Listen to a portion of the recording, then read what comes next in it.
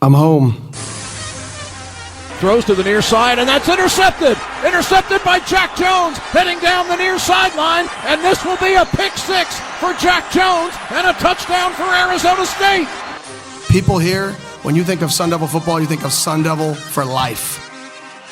Here we go, 7 seconds. Berkovici. He's just going to air it out deep downfield, and no white shirts around. Oh, Jalen Strong! Caught for a touchdown! Jalen Strong makes the catch!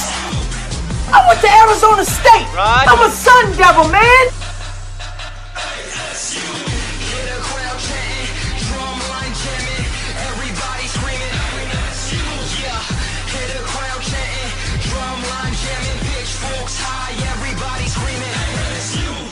This is about the Valley. We need the Valley. If we get the Valley all in, the sky is the limit.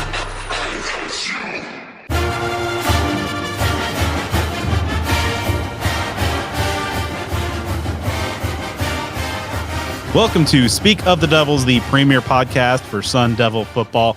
I'm Brad Denny with 3TV. I'm Joe Healy with devilsdigest.com. Joe, football is thankfully here. Fall camp week 1 is in the books. Week 2 is underway. We have a live show under our belt. We have so much to discuss. ASU is on the move. We hinted at it at the live show, but we didn't get a chance to really kind of dive in, but we'll do that today. We have we have great guests. I mean, we are in like mid-season form. A little bit later on, we're going to be talking to Ralph Amsden, good friend of the show, one of the most requested guests that we ever have. ASU wide receivers coach Rashad Samples is going to join us a little bit later, talk about the implications. The 2024 defensive back commit, Chris Johnson, is going to join us to talk about why he's coming to Arizona State from Texas. So much is happening. ASU football, ASU sports has a new conference home, at least for 2024 and beyond. The football stadium has a new name. This past week, quite frankly, can be called the most significant week off the field in Sun Devil athletics in our lifetime. If we're not talking about bowl games and big runs and Rose Bowls and things like that, we are talking about an all-timer, one for the books as far as what transpired last week. It was exciting. It was nerve-wracking. It was every emotion that you typically always feel as a Sun Devil fan. At least this time, however, it had a very positive ending. So things are bright. As you mentioned, football season is here, fall camp in full swing.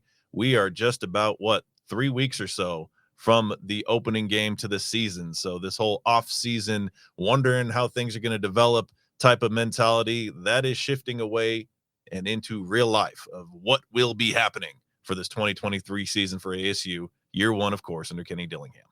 Just so much to discuss, so much to break down. And we got a lot of interesting developments going on in fall camp that we will be breaking down as well.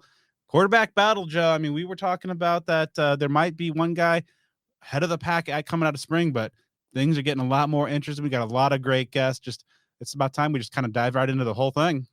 So Sun Devil football is in the express lane on its way to the 2023 season. And if you're jonesing for a new vehicle, like you're jonesing for this season to get underway, your first call, your only call, needs to be to Jones Auto Group. Jones Auto has been servicing the state of Arizona and the Sun Devil community for more than 50 years with multiple locations across the state, and they are as strong as it gets when it comes to their support of Sun Devil athletics and the ASU community. You already know that each year since NIL came into play in college sports, that Jones Auto Group has had NIL arrangements with members of the Sun Devil football program, including 4 players for the 2023 season that are driving some sweet rides courtesy Jones Auto Group. And please believe me, it is your support that allows Jones Auto Group to play such a pivotal role in ASU's NIL strategy. Now, Brad and I have referred multiple close friends to Jones Auto Group, and the reactions are all the same. They've been thrilled with the entire experience and love the fact they get to work with a fellow Sun Devil. So the bottom line is this: why make such a significant purchase like buying a new vehicle with someone you're not sure if you can trust, or someone who might support that team down south? Don't do it. When you can work directly with Parker Jones, who's not only the owner and GM, but a third-generation Arizona State alum, and just like you, a die-hard Sun Devil fan. Here's his cell number. That's right. You can call or text Parker, the owner, directly and skip the awkwardness and pressure of car lot experiences elsewhere. 602-881-8998. Again, save this number for Parker Jones, 602-881-8998. At Jones Auto Group, the Sun Devil community is truly treated like family. If you're concerned about credit issues standing in the way of you driving the vehicle you want, Jones Auto Group will outline every possible option to create a winning game plan just for you.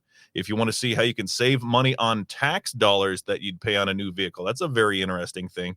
Yet another unique advantage that Jones Auto Group can discuss with you. Check them out online. Browse their inventory of new and pre-owned vehicles at jonesautocenters.com. Jones Auto Group, Arizona's best since 1970. All right, so always excited to have Parker Jones Auto Group and coming back for another year. But let's dive into some news, Joe. And so we gave our live show audience kind of the sneak peek, a little look at the biggest news that we probably have coming into season 13. Because again, as I said at the live show, Joe and I are just too pretty just for podcasts. We're going to be on TV, folks. Speak of the Devils is coming to Arizona's Family Sports Network. That's right. The same channel that's going to be broadcasting your Phoenix Suns, Phoenix Mercury, and Phoenix Rising FC. We're going to be on. We're going to be joining those airwaves as well. Season premiere is coming August 30th. That's Wednesday. A little bit unusual because we got, of course, the season opener the following day on Thursday. But right after that, every week thereafter, we'll be on your airways on Thursdays in the evenings, kind of contingent on the Sun's schedule. So it's a little TBD, but also a re-air on game day, Saturday morning. So get to see these faces a little bit more. Yeah, we're fired up for that, of course. And naturally, the podcast version that we've had for 12 plus years now, that's not going away. So we're going to maybe double dip a little bit there. But a great opportunity. Very thankful for what's ahead in that regard. That's kind of, if you're wondering why we've been doing more of this video stuff in these last few weeks, kind of get the hang of this side of things, because it is a little different life than when we have the microphones. I don't have to worry about looking into cameras and getting my hair done. I've been combing my hair more times in the last month or so doing this show than I have, I think, in the last 3 years, working from home and that sort of thing. So yeah, we're fired up just to add some new opportunities that we can work with, bring things to you in a different way. We're going to be going every week. So we're going to have a bevy of guests, bring some folks out of the woodworks, talk about some things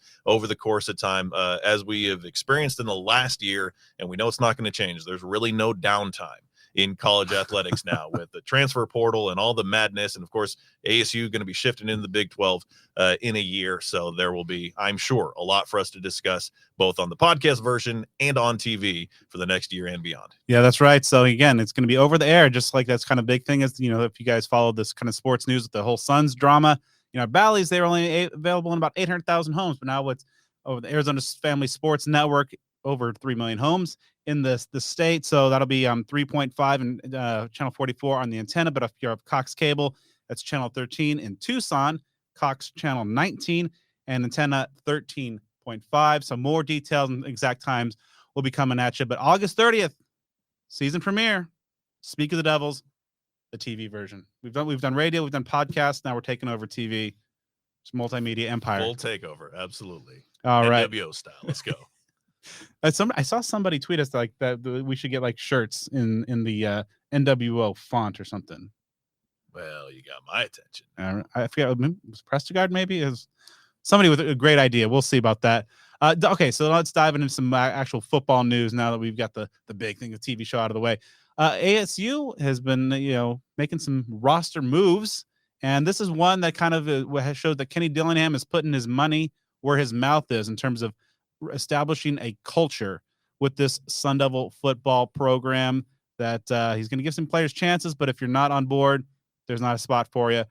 Most recently, linebacker Juwan Juju Mitchell, who came over from Tennessee, had previously played at Texas and Butler Junior College, was looked at, and we talked about as a key part of this linebacker group that had some depth concerns because he had some talent there and some young guys, but not a whole lot of experience.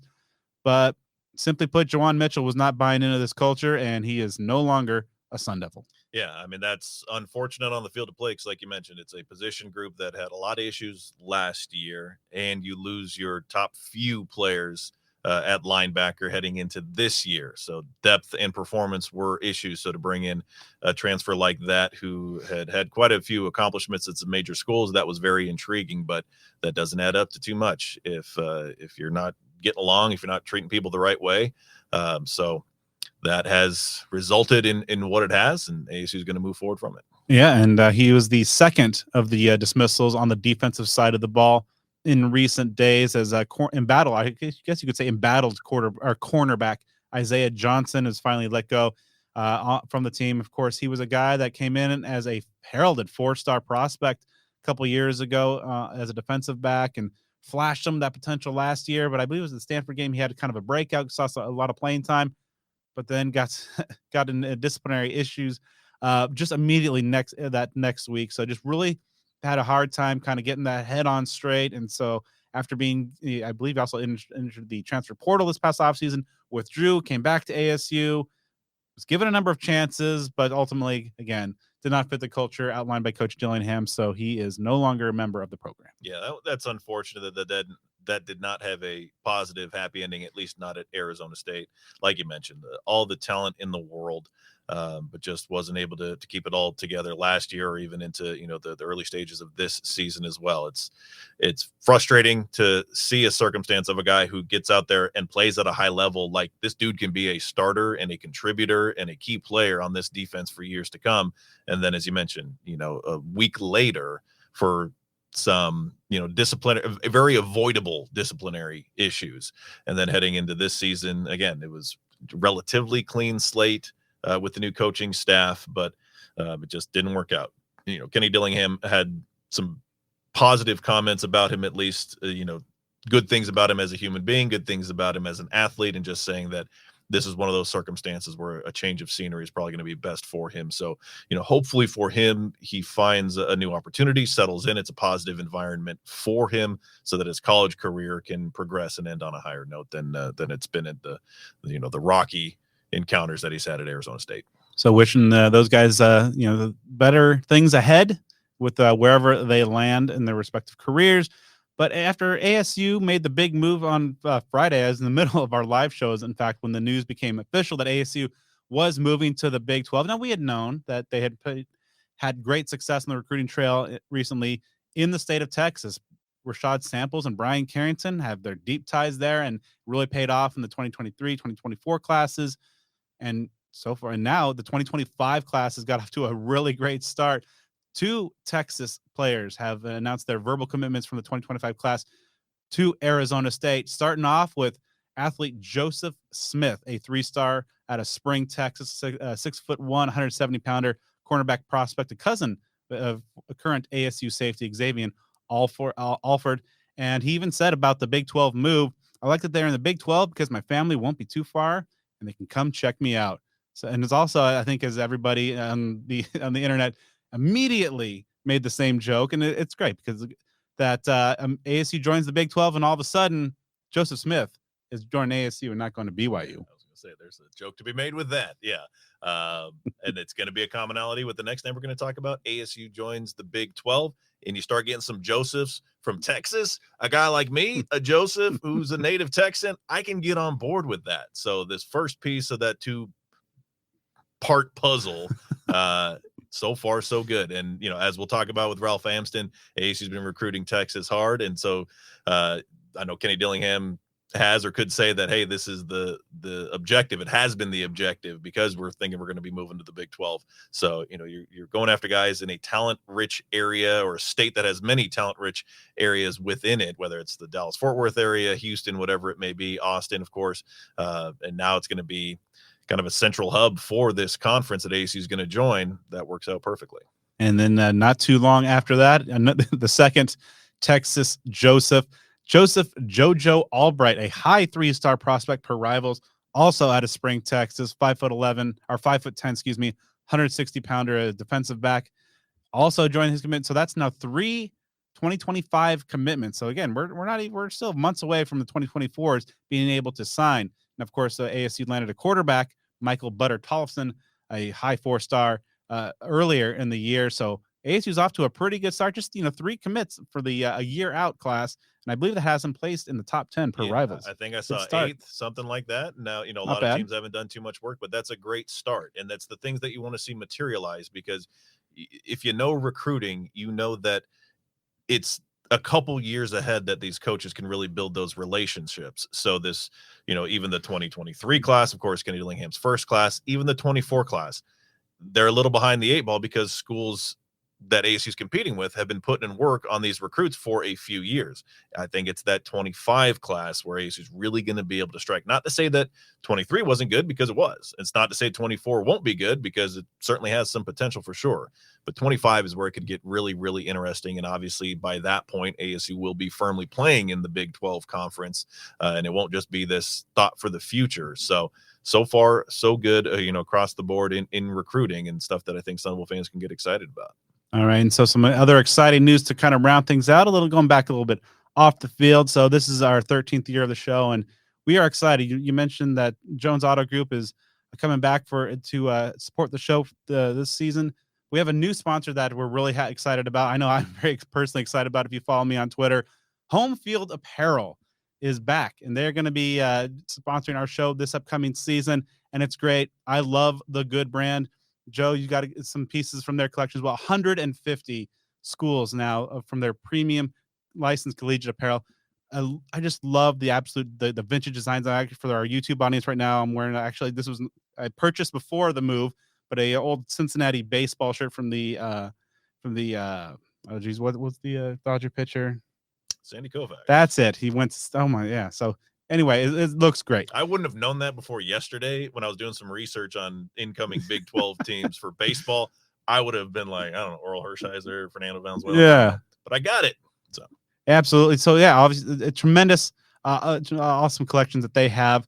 The Sun Devil collection, we partnered with them when they launched their initial ASU drop last year, and then they had a refresh recently that included one of the best designs. Joe, have you seen the Stomp the Bus shirt that they dropped down there? That one's solid. I love the ones that they ran through. What was it? About a year or so ago, if I'm not mistaken, when we got involved with them. Great products. I love the soft shirts because I'm not a tiny dude, and so not everything always fits well. So the soft ones, I always appreciate that, and that's what they got. So a ton of good looks, and I know that people within our community, our circle here, are very supportive of it. So yeah, it's awesome. Very, very grateful that they're supporting us all year long. Yeah, and so the really cool thing that really jumped out to me is just the vintage designs. They really dive deep. They pulled in the ASU collection. I know this was a little bit divisive in the ASU community, but I loved them. They found some old sparky proposed redesigns from the early 70s that looked like just some wild designs. Yeah. Some great stuff there. And also, of course, we all have friends and family in our orbit that made some poor college choices and went elsewhere, but Home Field's got you covered. Over 150 different schools, and this week they are dropping a Kent State line on Thursday. That is some absolute bangers. I'll probably be picking up a couple things there, and then some refreshes of some upcoming. I heard some future ASU neighbors in Kansas State, and Mizzou. And the best thing all, our listeners can get 15% off your first purchase at homefieldapparel.com. Just use offer code SOTD23. So that's SOTD23, 15% off your first order at homefieldapparel.com. Load it up. When you're getting 15%, you don't go for a small target. You No. know what I mean? You don't get like 2 things. You don't get like 30, 40, 50 bucks. You got to spend, that's the strategy in life, right? You add it up, you load it up so that 15% can add up to some big bucks of savings. At least that's what I do in these situations. Absolutely. And here's a pro tip. Download their app. There's a shirt of the day section on there that they'll cycle through 4 different shirts. ASU comes up there an awful lot, and you get a great discount on those as well. Make sure you get those too. So really happy to be partnering with our friends at the Good Brand at homefieldapparel.com. But as we were talking about, ASU has been making some news of their own on the recruiting trail in the state of Texas, and one of the key men behind that success is wide receivers coach Rashad Samples. So I had a chance after a recent practice to catch up with him and ask him, what this move to the Big 12 and a more Texas-focused future for the Sun Devils is going to look like, and what kind of impact it will have on recruiting. 7 practices into fall camp. How do you think your group's coming along? We're doing okay, man. We got to find some consistency. We're 2 up and down right now. I think the heat gets to us at times. We got to learn to be a little bit more mentally tough and finish days. With the quarterback competition, obviously the rotation there, how do you help your guys come along, kind of build that chemistry, even though there's not as of yet a QB1? Yeah, we just got to do our job. That's the main thing for us. I mean, we got to go out there, we got to block on the perimeter, we got to make plays when they're thrown to us. So no matter which quarterback it is, we got to space the field and we got to threaten guys vertically. And we just got to do our job. And from then on, everything else will handle itself. Of course, the big news heading to the Big 12 next season. Obviously, the Texas ties are there. Kenny mentioned the other day that it's kind of the plan. The focus on Texas was kind of like in preparation for this potential move. What has that been like, just from a recruiting standpoint, to just have that kind of foresight and also kind of pave the path forward to this move? Oh, it's been awesome. The kids from Texas or that Big 12 region, and even the kids from Arizona, they're excited to play in the Big 12. They're excited for the opportunity to compete. The kids from Texas are excited to be able to go home for a couple of days. I mean, a couple of games throughout the season. It's going to be fun. It's good. Have a little experience there, been able to have some success there. So I think we're going to be able to accomplish big things when it comes to recruiting and when it comes to continuing to build our roster. Overall, just what do you think the move is going to mean for this football program as a whole? Obviously, it's going to be big for us, especially, again, when it comes to recruiting, especially in Texas. It just allows those guys to feel a little bit more comfort knowing that we're going to come there and play those games. And I think it's a good opportunity to continue to test ourselves. There's a lot of great teams in the Big 12. Obviously, I was at TCU. They were one of the teams in the championship. Kansas State. I mean, there's a lot of tradition and there's a lot of really good teams that we're going to get to line up and challenge ourselves and compete in a really rich, in a conference with a lot of rich tradition. What's been kind of, there's been a couple of commits in the last couple of days since the move. Just overall, what's kind of the vibe you've been getting out of the recruiting trail, hearing from these guys now that they know that ASU is going to be in that conference? Yeah, there's a lot of momentum in it. It's been good. The recruits have been excited. They vocalized their excitement. They've reached out. They've texted. They've been calling. I mean, they're excited. It's created some momentum for us, and I think, it's going to continue to. I think it's going to continue to keep going. I think we're going to be able to continue to land recruits during this cycle, during the season, and this class, I'm excited about this 2025 class. And then, talking about this year's team, the slot battle seems to be going like Stovall and Gio. How do you think things are shaping up with your options in the slot? Yeah, those guys are competing. We got a lot of options in the slot. And then good thing about it is you got a lot of different guys and you got a lot of depth and a lot of guys with different body types. So you even got guys that you can move in the slot like Elijah Badger or Jake Smith, who plays every position, even Xavier Guillory. We got a lot of guys who are very versatile. But as far as those two guys, they've been competing their butt off and they've been making plays. Jake Smith's guy, battled some injuries throughout his career, a little bit in spring. How do you think he's coming along now? It seems like he's found a kind of groove of good health. Yeah, Jake's having fun, and I think that's the most important part. I challenge Jake every day. I'm on him. I ride him hard, but he finds a way. He finds a reason to smile every day, and that's what excites me about his game, and that's what excites me about him as a person because he's uber talented. If he's having fun playing this game and playing it like he knows how, the sky's the limit for him. What's the top things on your to-do list to make sure that your group over the next 3 weeks gets accomplished to get ready for Southern Utah? Yeah, just continue to build on physicality and mental toughness. I think that's going to be the uphill battle for my group. Just continue to be physical on the perimeter and just don't. Every time we have a bad play, every time something goes wrong, don't go up and down like a roller coaster. Just stay level-headed, next play mentality, and be consistent. Who's the guy that maybe is kind of maybe surprised, caught your eye a little bit, having a good camp and making a name for himself? Yeah, thanks so much, bud. I mean, he's been playing his butt off. He got a lot of talent. I'd probably say Jake. I know we talk about Jake a bunch, but every day he does something that's very impressive. And I knew Jake was talented, but he's looking like his old self when it comes to having fun, taking the coaching, really honing down on his craft. I mean, he got a chance to make a couple plays in team.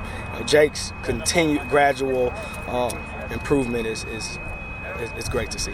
Brad, with so much going on in Sun Devil athletics right now, and a time to be pretty excited about it, which might feel, a little bit off-brand, so to speak. You got to keep up with what's going on. Obviously, Brad and I are going to give you everything that we've got, but you got to be a member of the Huddle on devilsdigest.com. I know I've said this repeatedly, that every part of the year is the time of year that you got to be a subscriber in the huddle, but we are there right now. I mean, there is so much going on to be in those conversations, in those discussion posts about what was going on with the Big 12 alignment, and Ho was given a lot of information there. That was well worth the cost of admission in that regard.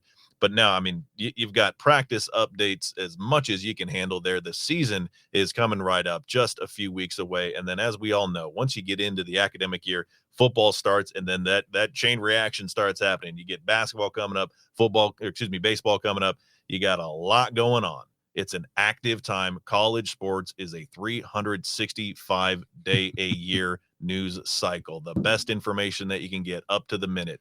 DevilsDigest.com. Become a subscriber there. Of course, being a subscriber to DevilsDigest.com gets you premium content access across the Rivals network, so you can get your share of information from across the country, whether it's recruiting, you want to get a little behind enemy lines, learn about other teams ASUs might be playing now or in the future. They got you covered. Again, DevilsDigest.com. Yeah, one of the big discussion topics in the huddle, of course, is the move to the Big 12 and how it all came about. And so, in our live show, we had great guests. We kind of really focused on that and dove in, but this will give us a chance to kind of really dive into what we think this means. And I think it really kind of plays out in like kind of two parts. The move to the Big 12 and kind of everything that kind of preceded that, and really kind of the mismanagement and the death of the Conference of Champions, the Pac-8, the Pac-10, and the Pac-12, now the Pac-4. And it just be the Tupac pretty soon, depending on what Cal ever do. But I mean, that's a good way. I mean, you like your chance to win that conference title and get the playoffs. Have you seen this website? I mean, it's complete baloney, but yeah, my goodness. Like, we have some teams. Like, it's, yeah, is that what it is? Pac-4, I don't know, whatever the web address it is. Buddies of mine sent me that last couple of days. It's pretty funny. It is absolutely, yeah, it's great, but it's also sad because it just kind of sucks that the Pac-12 is going away, and that the fashion in which it happened, Joe. Because I mean, like, the blood of the conference is on a few different hands, some more than others, but obviously Larry Scott, we've talked for years about his incompetence and what happened there. And then surely we thought George Kliavkoff would come in and had to be better. And quite frankly, he really wasn't much better at all. But of course, they were both enabled by the conference presidents. And Michael Crow was one of Larry Scott's most ardent supporters. And when Crow met the media and we were talking to him face to face this past Saturday, he said that we were the stalwarts fighting for the Pac-12 until the last ditch. And a lot of folks probably were rightfully, I think, critical of him, because it did seem like there was a lot of doubt up until ASU finally did make the move, that would they make the move necessary, when you saw that last summer the LA schools bolted for the Big Ten. And then, of course, Colorado was the domino, then Arizona, and just like would the ego and stubbornness that ASU leadership had shown, would it prevent them from making the move, like taking the life raft off, but ultimately did not. But overall, it's just sad that the Pac-12 is dying and going away, and that all that history, tradition, the rivalries are going away. What made it so special, the West Coast presence was so special. But at the same point, like, leaving and going to the Big 12 was the right move. Yeah. Objectively, it is sad. It's a conference that has more than 100 years of history and some great teams, great moments. ASU has 2 Rose Bowl appearances that obviously would not have happened if they weren't in the Pac-10, Pac-12 conference. And you think of these games that we've seen, whether it's on whatever end of the spectrum, the how exhilarating it is to have beaten USC in 2011 after more than a decade of defeats, to have victories over Oregon, good Washington teams, to play in the Rose Bowl against UCLA, and all these, storied programs, storied venues, series and rivalries that have so much to them over the decades of time. Yeah, I mean, there's no question about it that it's sad. Now, it can coexist in the world that it can be sad for the demise of the Pac-12 to happen, and also know that you need to get out of there as quickly as possible. I mean, it's like a relationship where, yeah, we had good times, good memories, but things got toxic real quick, and you know what? They ain't going back. And that was the case with the Pac-12. There was no salvaging it. Obviously, that writing's been on the wall for a little bit. It just all came to a head, that the trickle of things happened last year with UCLA and USC departing, but then with Colorado, that's really when the floodgates opened. And then the last few weeks, it was just a free for all. So, you can have both those things existing where you can, again, have a bittersweet feel to it. The Big 12 to me is a perfect landing spot for a few different reasons. Number one, you're not going terribly out of your way geographically, at least as you would if you're to be in, say, like the Big 10 or the SEC. Also, I think it's an opportunity that allows stability and growth and positivity for the future, where it's not a circumstance. And the phrase that I've used, like on message boards and in conversations, was, like winning a battle to lose a war.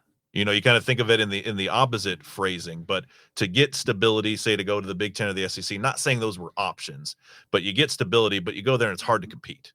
ASU in pretty much all of its major sports are rebuilding in some ways. Baseball is still on the upward swing, trying to get back to its glory days. We know about football. Basketball has been pretty stable for a little bit, but area for growth there. You go into the Big 10, you go into the SEC, that makes life difficult in those areas. Like, is UCLA how are they gonna they're gonna like the check, but how competitive? I seriously have doubts about their viability from a competitive aspect in the Big 10. Yeah, for football, for sure. Basketball, different story for them, but again, it could be something where they've climbed the ladder a little bit under Chip Kelly, at least certainly compared to what it was 3-4 years ago, when many of us, myself included, thought that he was just going to be a goner there. How do they compete against the Ohio States, the Michigans, the Penn States, the Iowas of the world? And obviously they have USC, Oregon, and Washington coming along with them as well. That's a challenge. They like the 10th best team in that conference. Yeah, for the Big 12, when you get Texas and Oklahoma into the SEC next year, yes, you've got TCU had an incredible run last year, but they've had some ups and downs over the last decade or so, or in the time since they've been in the Big 12. Baylor, similar type of situation. Kansas State, a solid program, but not necessarily a world beater. So the opportunity for ASU to be kind of on par with where it's been in the Pac-12 and maybe have some opportunities for growth while having stability, while having more respect on a national scale, while having leadership within the conference that has competence to it. To me, that is the perfect marriage. You talk about that new conference leadership. Brett Yormark just absolutely played George Kliavkoff in this whole process. The cutting in line of the Pac-12 for the media rights renegotiation was pretty shrewd, and I think one of the key dominoes in this whole demise of the Pac-12, and getting them first and getting that stability set up there. And then of course we've talked about ad nauseum the fallout there, and then the LA schools and so on and so forth, the trickle down effect. So it's good to see that the new landing spot's going to have some pretty good leadership and at least forward thinking. The kind of buzz that we thought about Kliavkoff coming in as a guy with some media experience and some TV experience, but that ultimately did not pan out whatsoever.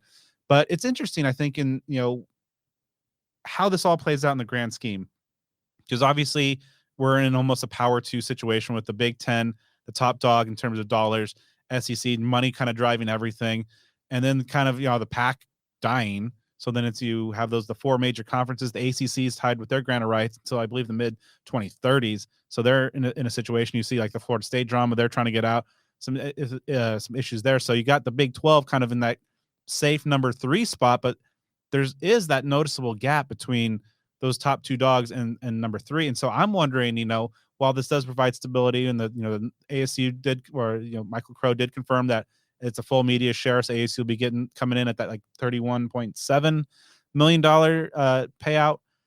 So that's good for the Sun Devils in the short term. But I'm just wondering how this plays out ultimately over the course of the next 7 to 10, maybe the end of the decade, how things look. And does this go to kind of that super conference? And people have made the thing, like with TV really kind of running the sport now. Is it just kind of like a ESPN conference and a Fox conference? Or do you have the eventual breakaway of just kind of the bigger schools and then everybody else? So I do think long term, though, like ASU was well positioned in terms of just like the market, the school, the size, even though it is not a premium brand, a blue blood in a traditional sense, that ASU would probably get a seat at that table. But I think the key thing here is in getting the immediate financial stability, but also being in a place that you can compete over the next 3 to 5 years and kind of position yourself for the inevitable next shakeup of the sport, whatever form or fashion that ultimately takes. Yeah, this isn't like 30-year mortgage that you're riding out. You're going to be in, and get comfortable. This is like a short-term potential situation. At least the way that you look at it is saying, okay, we just got to get situated in a better circumstance now for the foreseeable future, and then see how things pan out a decade or so from now. But talking about that competition, and that's where I think it's very intriguing. So if we're kind of going down some of the major sports, for football, I think it's generally pretty lateral move, and if not even advantageous for ASU. I mean, if you compare the top dogs in the Big 12 that will be there next year compared to what ASU has faced in the Pac-12, and the Oregons, even the Washington's been up and down. They have a playoff run, and they're obviously at a high point right now. Oregon State is playing good football. USC is what it is. UCLA is gotten to a successful point. So you lose that competition. Of course, you're bringing Utah with you. That's had an incredible run so far. But again, it's an opportunity for ASU to get back to its typical standard, that 6 to 8 win mark, and maybe do a little bit better. Men's basketball, that is going to be a major challenge. You're getting into the Big 12, which many would probably call the one of, if not the best conferences in men's basketball. But that's an opportunity, for ASU to be able to recruit for both high school, junior college, of course, transfers as well, that, hey, you're playing in this premier conference. You're playing against Kansas. You're playing against Baylor. You're playing against Houston. Obviously, Arizona, Utah are coming along with as well. Colorado, of course. So that's an opportunity. Did a little research on baseball, and that's going to be something that I think is very unique because, again, when you're losing the Texases and the Oklahomas, TCU, Texas Tech have had some runs, but there's no data in the Big 12 that compares side by side with the Pac-12, like the run that Stanford's been on lately. Oregon State being what it has. It has a national championship in the last 5 years. UCLA had a down year, but they have been very good of late. So ASU can jump into maybe that top 3 to 5 range, which is what it's been in the Pac-12, if not better. So I think that's a great opportunity. I'll throw wrestling in there. I got my team Mikhail McGee, my man. That's going to be outstanding because the Big 12 is undoubtedly like the second best wrestling conference behind the Big 10. There's no SEC for wrestling, so you still have Missouri, Oklahoma in there. It's similar to the Pac-12, to where you only have a few of the traditional Big 12 schools that are in there, but you've got some others that are very good at wrestling, like Northern Iowa is solid. ASU comes in there and they can really do some damage. A big thing, we'll talk about this, months maybe when we talk more about wrestling, as we did last year. But the Big 12 last year got about 2 to 3 times the amount of automatic NCAA tournament berths that the Pac-12 did. Pac-12, you gotta kind of win your weight class, got to win the conference championship, maybe come in second. You're having guys that are finishing 4th, 5th, 6th that are getting NCAA tournament berths in the Big 12. What does that mean? ASU can send more guys to NCAAs, can get more team points. It's been a top 10 team each of the last 3 years with what you could call restrictions in the Pac-12. You open that up in the Big 12, it's tough to match up with the Penn States, the Iowas of the world, but ASU can really continue to climb that mountain as a national brand. They're going to have to go again against the likes of, Missouri, Oklahoma State, one of the most storied wrestling programs in the country. So the competition will take a definite step up, but I know Zeke Jones and his staff will be chomping at the bit to get on the mat with those guys. It's going to be real fun and exciting to experience a whole new conference. And, I do think that the football parity is very intriguing because I think this year is going to be kind of maybe a rebuild, retool for Dillingham and the Sun Devils. But I think when you get to 2024 and you don't have a program that in the Big 12 next year, that's the historical level of a USC, of an Oregon, or even I think a Washington, and then you see, as you mentioned, the success Utah's had. I think things can be pretty wide open. ASU should be able to be competitive pretty quick and hit the ground running. So it's going to be real interesting to see exactly how everything shakes out. But I think it's an exciting time for Sun Devil athletics, for football, especially with all the attention that we got there. And it'll be interesting. You get to experience new places and start establishing some new rivalries. Some old rivalries, of course, will be most importantly intact. So I think we got to talk about, Joe, who's going to be what rivalries and teams are you most excited to see kind of ASU really kind of dig into and go at? The first on the list for me is going to be TCU for a few reasons. Number one, Fort Worth, one of my favorite places on the planet. For those of you who haven't been to Fort Worth, the Stockyards, whenever ASU basketball is obviously playing out there in December, but whenever that first football game in Fort Worth happens, whether it's 24, 25, whatever it ends up being, get out there. It's an awesome time. And plus, that is a team that, depending on how, if they can continue at a high level, I'm not saying they're going to go to the national championship game again this year, but if they continue to play at a high level, then that's going to be, a big dog there. Outside of that, gosh, just like the Iowa States, the Kansas States, these ones that are kind of like these blue collar teams, especially like a Kansas State that has had success throughout the years, doing so in maybe a non-traditional fashion. I know that at least in the past, a lot of junior college players and a Bill Snyder, that sort of thing. Just these matchups that either we have seen rarely or not at all. I know that you did some research, and there are a few programs that ASU has never played in football that are in the Big 12 conference. So that's going to be interesting. And then it's just going to be, like playing like Cincinnati, at Cincinnati is going to be almost like a otherworldly experience, because it is a unique team to be in the Big 12. You don't think of Cincinnati in the Big 12. Granted, you probably don't think about Arizona State when you think about the Big 12. So, I mean, the list really goes on, and you're going to, again, see some matchups renewed. Like ASU had some, memorable, sometimes for all the wrong reasons, games against Houston in like the 80s and 90s, like the David Klingler game in Japan. The 1,000 yards of offense. Weird deal. When my dad was working here for Channel 3 and he went to Japan to cover ASU football, like that actually happened. It was either 89 or 90. There was like it wasn't like a bowl game per se, but it was like a special game. Yeah. So there have been these games played over the, the history of time. Again, some renewals of old matchups, and some that are literally brand new, have never happened, not even in a bowl game or anything like that. Yeah. So looking that up, ASU's never faced Iowa State or Kansas. So interesting. It'll be good. I've always had a kind of a soft spot for K-State, going back to Michael Bishop in like the 97, 98 seasons. That team was fun as hell. And so, and the one that ASU played in the Holiday Bowl, when they had, L. Roberson and Darren Sproles, Terrence Newman, those guys, in a competitive game that ASU played there in that 02 season with, Terrell Suggs, Sean McDonald, Andrew Walter and company. So again, there are, some storylines. You might have to go back into the annals of time to connect the dots, but there are some things there to it. Yeah. And so I think ultimately, I mean, obviously the Territorial Cup is still intact. I know Joe and I are going to, feud over this, going forward.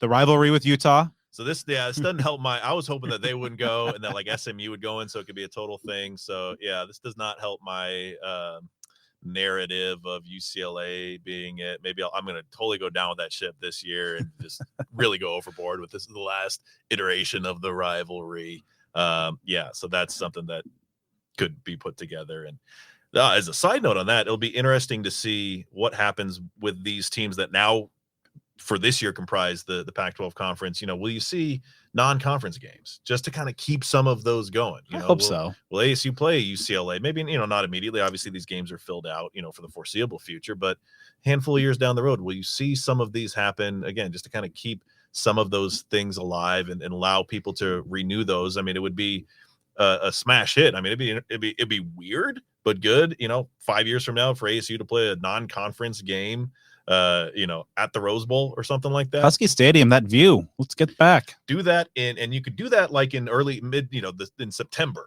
Oh, that's true. Play in Corvallis in September instead of November, December, whatever it is, with all these, cursed games in the late fall, early winter in Corvallis. Play there, week 2. Let's do it. And I know a lot of fans are really excited. Maybe not peel back too many layers of the onion there, but really excited to go at BYU on a pretty consistent basis. Yeah, I mean, there are obviously a lot of storylines between the population of Provo and a lot of Arizona. I mean, there's just a lot to it that makes it make sense as far as if you were to hand pick teams that are not in the traditional Pac-12 that would make sense to be conference rivals. I mean, they probably are the number 1 team on the list as far as that goes. So yeah, that, and I know it's a real clash of lifestyle between BYU and its typical student and fan base, and perhaps ASU and its typical student and fan base. So that sort of opposites attract when it comes to creating a potentially good, whether you want to call it a rivalry or just an annual matchup. That's one that's going to be a renewal, because ASU's played them across the board in all sports several times over the years, and so that's almost a renewal of things. ASU leads that all-time football series 20-8, by the way. So there is, as you mentioned, some history, a lot of it mostly good on the ASU side of things. And so obviously it'll be interesting to see how exactly things break down in terms of the conference schedule. There's a division or pod system. Ray Anderson told us on Saturday that, it'll be a necessity for the Olympic sports, but most likely also probable divisional alignment in some form or fashion for football as well. So of course you have a conference that's, very in the four corner states, Texas, some of the plains, but then of course, the outposts in Cincinnati, Morgantown, and Orlando. We still have over a year to kind of see how things all play out there, but an exciting time overall, a good move given everything, the kind of inevitable demise of the Pac-12 and getting out there. But, of course, ASU's leadership was kind of playing a big role in both kind of the downfall of the Pac-12 and also finding the new life in the Big 12. So here is that the full press audio or the media session that we had on Saturday during practice with ASU President Dr. Michael Crow and Athletic Director Ray Anderson. When Colorado decided to leave the conference, was that already a warning sign of sorts of what the media deal the Pac-12 was or was not going to be? There were a lot of forces at work, including the overlords of the media empires that are out there that were driving a lot of this. And so the Colorado departure was really an indication of the fact that there was great instability in the media market, and it created an unstable moment. Yes. Could you walk us through, Dr. Crow, the last several days from your vantage point? What happened Monday, Tuesday, Wednesday, Thursday? Lots of energy drinks. So what's been going on is that a number of us, including me, as some of you report, have been strongly committed to the maintenance of the Pac-12 conference as a thing. A West Coast conference of schools that have been around for over 100 years, playing together in a regional environment, committed to similar objectives about student-athlete success and so forth and so on. And so along the way, what has happened the last few days is that we were offered a media contract by the Apple Corporation, which was a technological 23rd century Star Trek thing of really unbelievable capability that we were very interested in, ASU was very interested in. Digitization of all ASU football games, all men's basketball games, and all women's basketball games instantly. Available anywhere in the world at a touch of the button from any device, anywhere.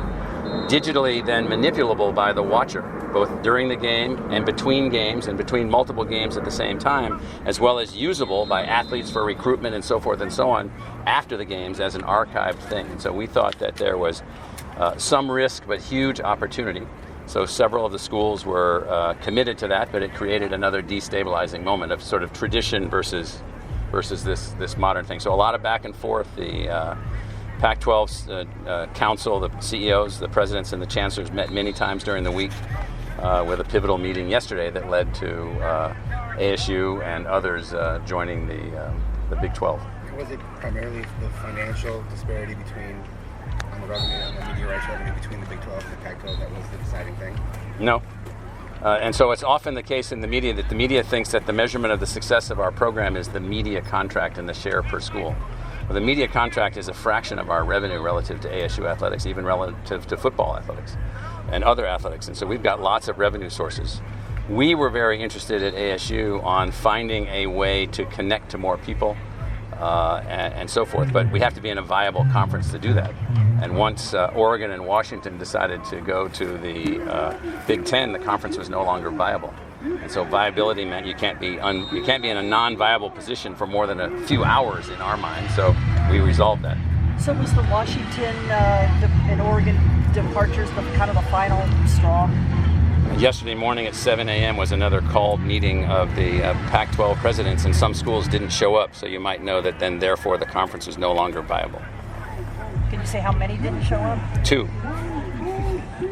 How much responsibility do the two of you feel for the destruction of the Pac-12, or do you feel like it was ripped from you by other people? Well, that's an interesting question. And so how do we feel about the destruction of the Pac-12, and what do we feel about our responsibility for that? We were the stalwarts fighting for the Pac-12 until the last ditch, I'm telling you. I can reiterate that. The destruction of the Pac-12 is a very bad description. We had nothing to do with it. We were trying to save it and stayed in the trenches as long as we could until it became clear that it was no longer in our control. So I take offense, very frankly, to the question, but I hope you get your answer. We were there to the last moment when it became clear that in the best interest of ASU and our student athletes, it was time to make a decision affirmatively and move. So at that moment, just to be clear, so there was no media option at that moment. So the media option, which we preferred, was to go in a new technological trajectory where individual athletes and recruits and families could engage and fans could engage anywhere, anytime. Especially younger people coming up, it's a whole new world about television, and cable television's going in different kinds of directions. And so, you have two teams not present and no media contract, you got to act. So. Can you discuss some of the benefits that you feel the Big 12 will bring you guys? The fantastic thing about the Big 12, and I'll let Ray comment on this, is unbelievable athletic competition with concentrations of athletes in Texas and Oklahoma and Utah and other places where we can have great connections in a regional area. So we see it as a regional conference with a couple of exceptions. We see it as valuable from a competitive perspective. We are being admitted as a full founding member, as the original 8 of the Big 8. I'm a former Big 8 athlete. I was a javelin thrower at Iowa State. I went to all those schools, Stillwater, Manhattan, Lawrence, all those places back when Missouri was in and Nebraska was in, Boulder was in, by bus. All athletes traveled by bus 50 years ago. But we are a full member. All the Pac-12 schools going in are coming in as full members of the AAU. We were just elected to the AAU, the elite research universities of the United States, and so there's only one other AAU member that's from an academic perspective. So the 4 new schools going in, it's an exciting moment for the Big 12. It's an exciting moment for us athletically. There's no question. Our biggest concern from day one with all of this, particularly when it became clear that we had to explore options, was what was in the best interest of the health and welfare of our student athletes. And then talk about that relative to other options we had. Because the other options would have taken us across country on trips that we think. I also went to Syracuse, and what did you say? I'm not going to say publicly what I said about Syracuse, although I wasn't excited about taking our soccer team to Syracuse in the middle of fall season if we were going to go to the ACC. He's afraid of the cold. So it made a lot more sense for the student-athlete experience and competitive to get into the Big 12. Preserve BYU and Utah, Colorado, and then get a chance to go into that Texas market where we got 4 new universities. We recruit down there. I think Kenny in particular has shown that he can recruit down there. And now it's even more in our bailiwick. And so from the student-athlete experience competitively, and this just is not about football. And so when you think about the other sports, and how much more efficient and very frankly, competitively, how much better it's going to be. Very honestly, with USC and UCLA gone and Washington and Oregon, that wasn't a tough decision in terms of what was best for our student athletes, in my view. So when I met yesterday for the first time in the first discussion that we had with the Big 12, which was 10:30 yesterday morning with the commissioner and 3 of the presidents, President Baylor, the president of Iowa State, and the president of Kansas, the focus was on how to build a solid, tradition-based, sports-focused, athlete success-focused conference of many, many schools. This is all new. The conferences all used to be small, 8 schools. The Pac-8 was the Pac before that. It had only 4 schools. And so now we're going into more and more and more. So we were focused on how do we make this work for our athletes? How do we make this work? Sort of the question about, is this all driven by resources? If it was all driven by resources, we wouldn't be in this business because there aren't enough resources coming to us from all the things that we're doing to cover all of our costs in athletics, because we have many, many, many sports that are very expensive and generate no revenue. So all the focus, though, is on the revenue sports, men's basketball and football. We have a new revenue sport, hockey. We have a semi-revenue sport, baseball. Growing. What's the future of the Rose Bowl? That's a conundrum, because the Rose Bowl, not as a facility but as an event, is owned by the Pac-12 and the Big Ten. And so you might consider asking even people in the media business, why did they not want that to be maintained? Dr. Crow, when you said that you're a full member, does that mean a full media share? Yeah. Dr. Crow, is there any scenario in which, had Washington and Oregon remained committed to signing a grant of rights with the Pac, that Arizona and ASU would have split up? No. And why do you elaborate on that? Well, one, Arizona and Arizona State decided we wouldn't split up under any circumstance. So you can ask President Robbins about that. But we believe that we're strange fraternal twins. And at what point did you say that was determined in finality? Before we went into anything, any uncertainty, we were together. Dave Hickey and I have been talking about staying together since the first time. The thought that there would be additional defections from the conference after UCLA and USC. I've spoken to President Robbins 100 times in the last 10 days. What would you say to fans, alumni who are kind of eulogizing the Pac and saying this is regionality dying and kind of killing the spirit of college sports in that respect? I share that view. And so we're moving to a slightly bigger region. And so, what we want to do take our players over here, our student athletes over here, we want their academic, athletic lives to be as successful as possible, and we have to find a way to do that, and this is the way that we have to go. But I mean, there are some big, huge issues relative to the design of college sports right now. And Ray, when you talk about, obviously the Olympic sports, I know scheduling for football, basketball, men's and women's, but the other Olympic sports, are there going to be, I don't want to say a limit, but like for the schools that are farther away, whether it's Florida, West Virginia, like divisions. Yeah, you're gonna try to, in the Olympic sports, go to divisions, and probably do that in football as well. For travel, regionalization, it still makes sense, but it really makes sense for the Olympic sports.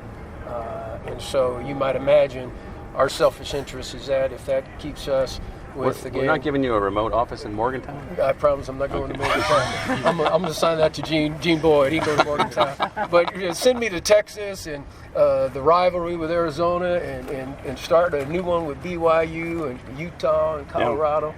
That's where a lot of our Olympics. So look at where we are. So we have 2 schools in Utah, 2 schools in Arizona. We have the Colorado, and then we've got the schools in Texas. That's quite a nice little group of schools right there. So I don't know how that's going to end up, but that's a nice little regional group of schools. So. Did you guys ever think of any other conference? I think you kind of referred to that before. Was there ever any thought or talk of any other conference? You can imagine that there was talk about everything. Ivy League turned us down. We really thought hard for it. I came from the Ivy League, and I went to law school at Harvard, so we thought maybe it made some sense. I was a professor at Columbia, and he was a Harvard law graduate, so we used every kind of influence, and they said no. But it's a fair question, certainly, over the course of all these months. You have to understand that you got to examine all the options. And so we had, at least at some level, conversations with, you name the conference. There are lots of people trying to figure this out, but everybody's trying to figure it out from slightly different views. So Florida State apparently is out, thinking, can they build a privately funded college football network? Well, error. Anything else? Yeah, how significant are the travel costs going to be compared to what they have been? To be determined. There's still a lot of work to be done. Buses are good. Yeah, buses are good. But in my mind, I'm thinking Texas or Oregon State or Pullman, Washington. You know what I mean? Oregon or even Seattle. I think there's some potential cost savings to be had depending on how you put it all together. That's going to be in everyone's interest. No university wants to spend unnecessary money or have people travel extra hours or days to get back and forth to games. And so regionality then gets redesigned in these super conferences like the Big Ten and the Big 12 and the SEC. I know you guys have enough on your plate, but any idea about Oregon State, Washington State, Stanford, and Cal and their futures? Fantastic athletic programs at all 4 of those schools. Oregon State and Washington State punch above their weight. It's unbelievable. Oregon State's ranked in the top 25 in football going into this season. Stanford is the winningest athletic school in the history of the United States across all disciplines. Ray was a Stanford athlete in 2 sports, varsity lettered in 2 sports. We don't know. We're very interested in being helpful in any way that we can.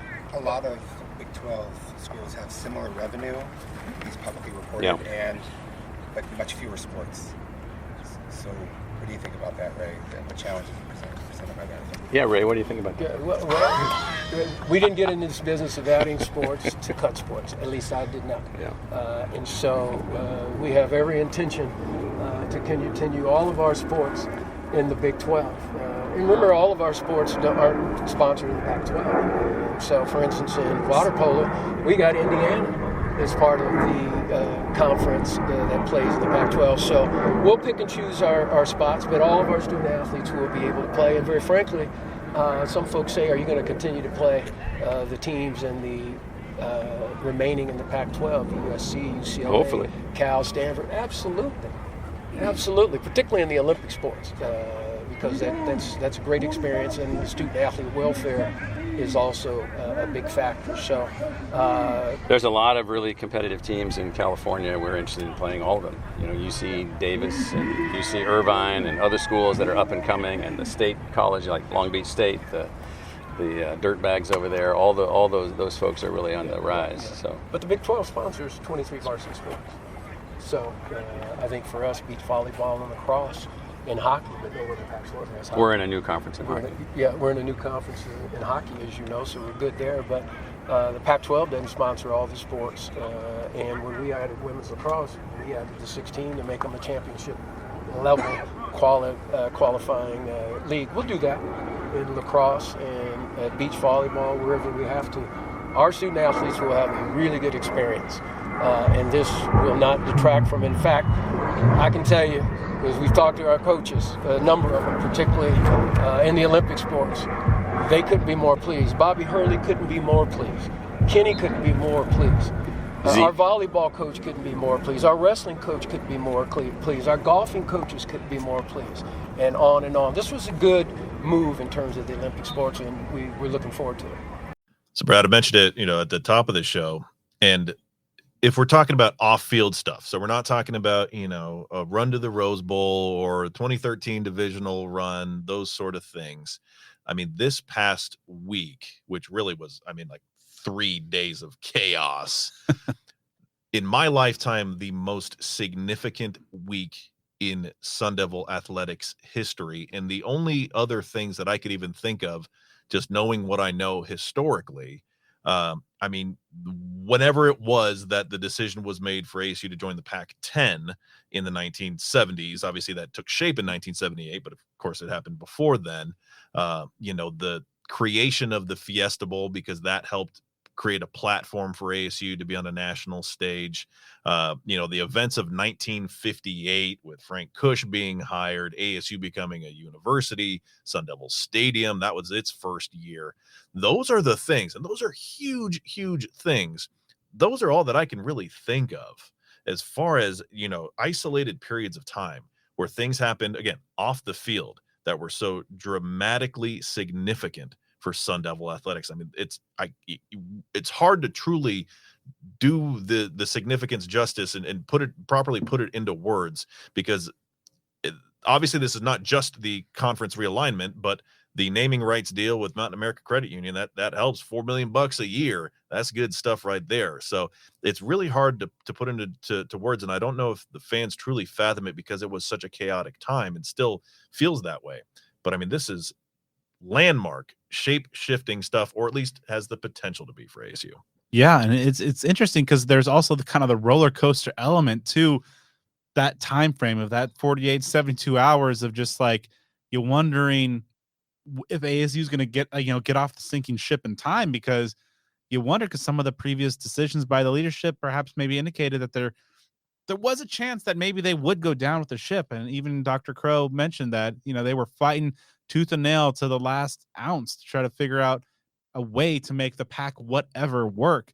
But ultimately, then of course you move. And of course, these days, college sports is such a multi-billion-dollar industry, and everything. There's so much tied up into it across all sports. And obviously the revenue sports of football and men's basketball kind of driving everything. But still, it just, as you mentioned, the consequences and the ripple effect. And then of course, we might look back at this moment in 5 to 7 years as a landmark watershed type of moment, or a flashpoint of ASU perhaps fulfilling some of their long-standing potential, or perhaps it'll be a footnote. It's interesting because so much has happened. So many dominoes have fallen along the way to get to this point, and many more exciting ones to come. But I think, as we talked about, just getting into a stable conference where ASU has the ability to kind of be financially stable, but also competitively hit the ground running a little bit is pretty exciting. Yeah, I mean, the time period from Wednesday morning of last week through basically the close of the business day on Friday was chaos. We don't need to go through it, step by step, because y'all lived it. We know what happened. The end of Wednesday, real exciting time because things were really shifting in a positive direction. And then Thursday was like, that was a stressful day. Like I like to stop looking at Twitter because I'm like, because that Board of Regents meeting and people are like, are they going to talk about, like, I didn't watch the things. I was going off Twitter reactions. And then it's like, are they going to talk about ASU? Is this happening? Is ASU not a part of this? Because that was when obviously Arizona, that became official of them joining the Big 12. That day of Thursday, especially into Thursday evening, was just massively stressful for Sun Devil fans. Then you get to Friday morning, Oregon and Washington do what they do, and the ball starts rolling that direction. So those 3 days, man, that's a time period I don't think Sun Devil fans will ever forget, but it's a all's well that ends well situation. And whatever's going to happen in the Big 12, that remains to be seen. But you're jumping off that sinking ship when a lot of folks feared that ASU just might be like if there was one school that was going to go down with the ship, if all 11 others found higher ground elsewhere, there were people that feared that ASU would be literally the one school to go down with the ship.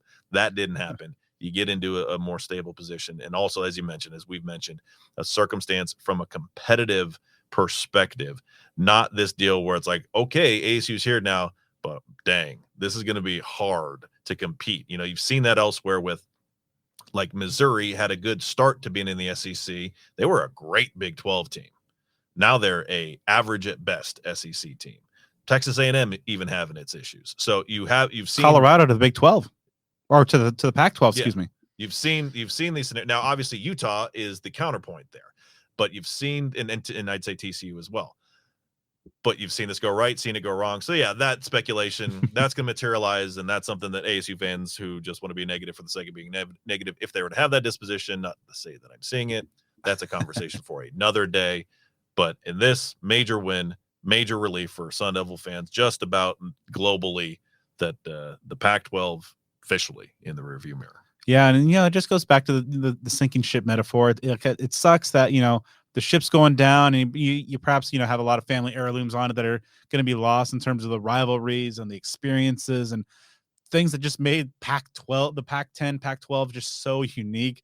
Rest in peace, Pac-12 after dark. Maybe the Big 12 can work some magic there in that phase. But it's an exciting new future.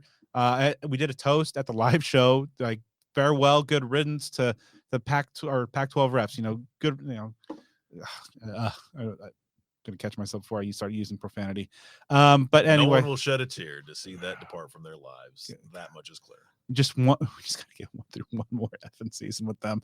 But it's gonna be, brighter days are ahead.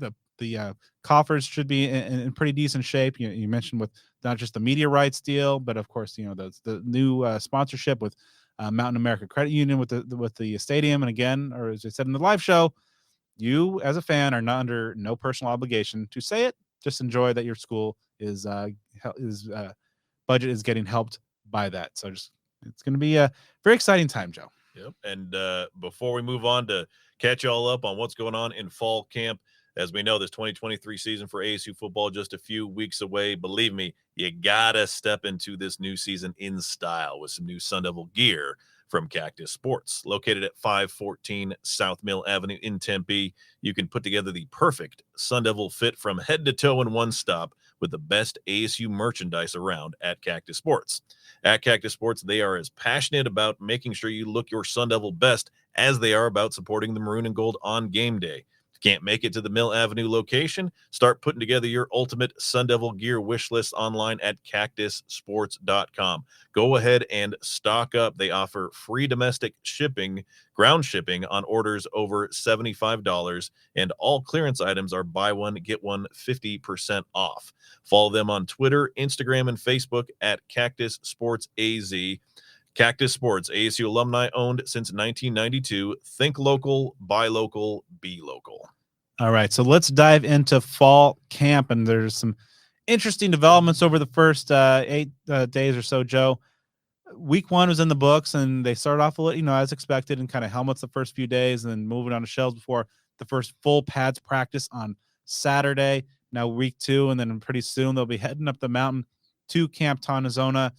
But center stage, obviously, the quarterback competition. Now, coming out of spring ball, Trenton Bourguet was ahead of the pack there. He was by far the best quarterback there. We went over that. If you listen to the show, you know exactly kind of the details. So obviously, Drew Pine had an uphill battle, and so far he's fighting that battle pretty well. Now, this is not to say that Trenton has had a bad camp. He has not. He's had some really solid days getting after it. He had a really good day a couple days ago as well.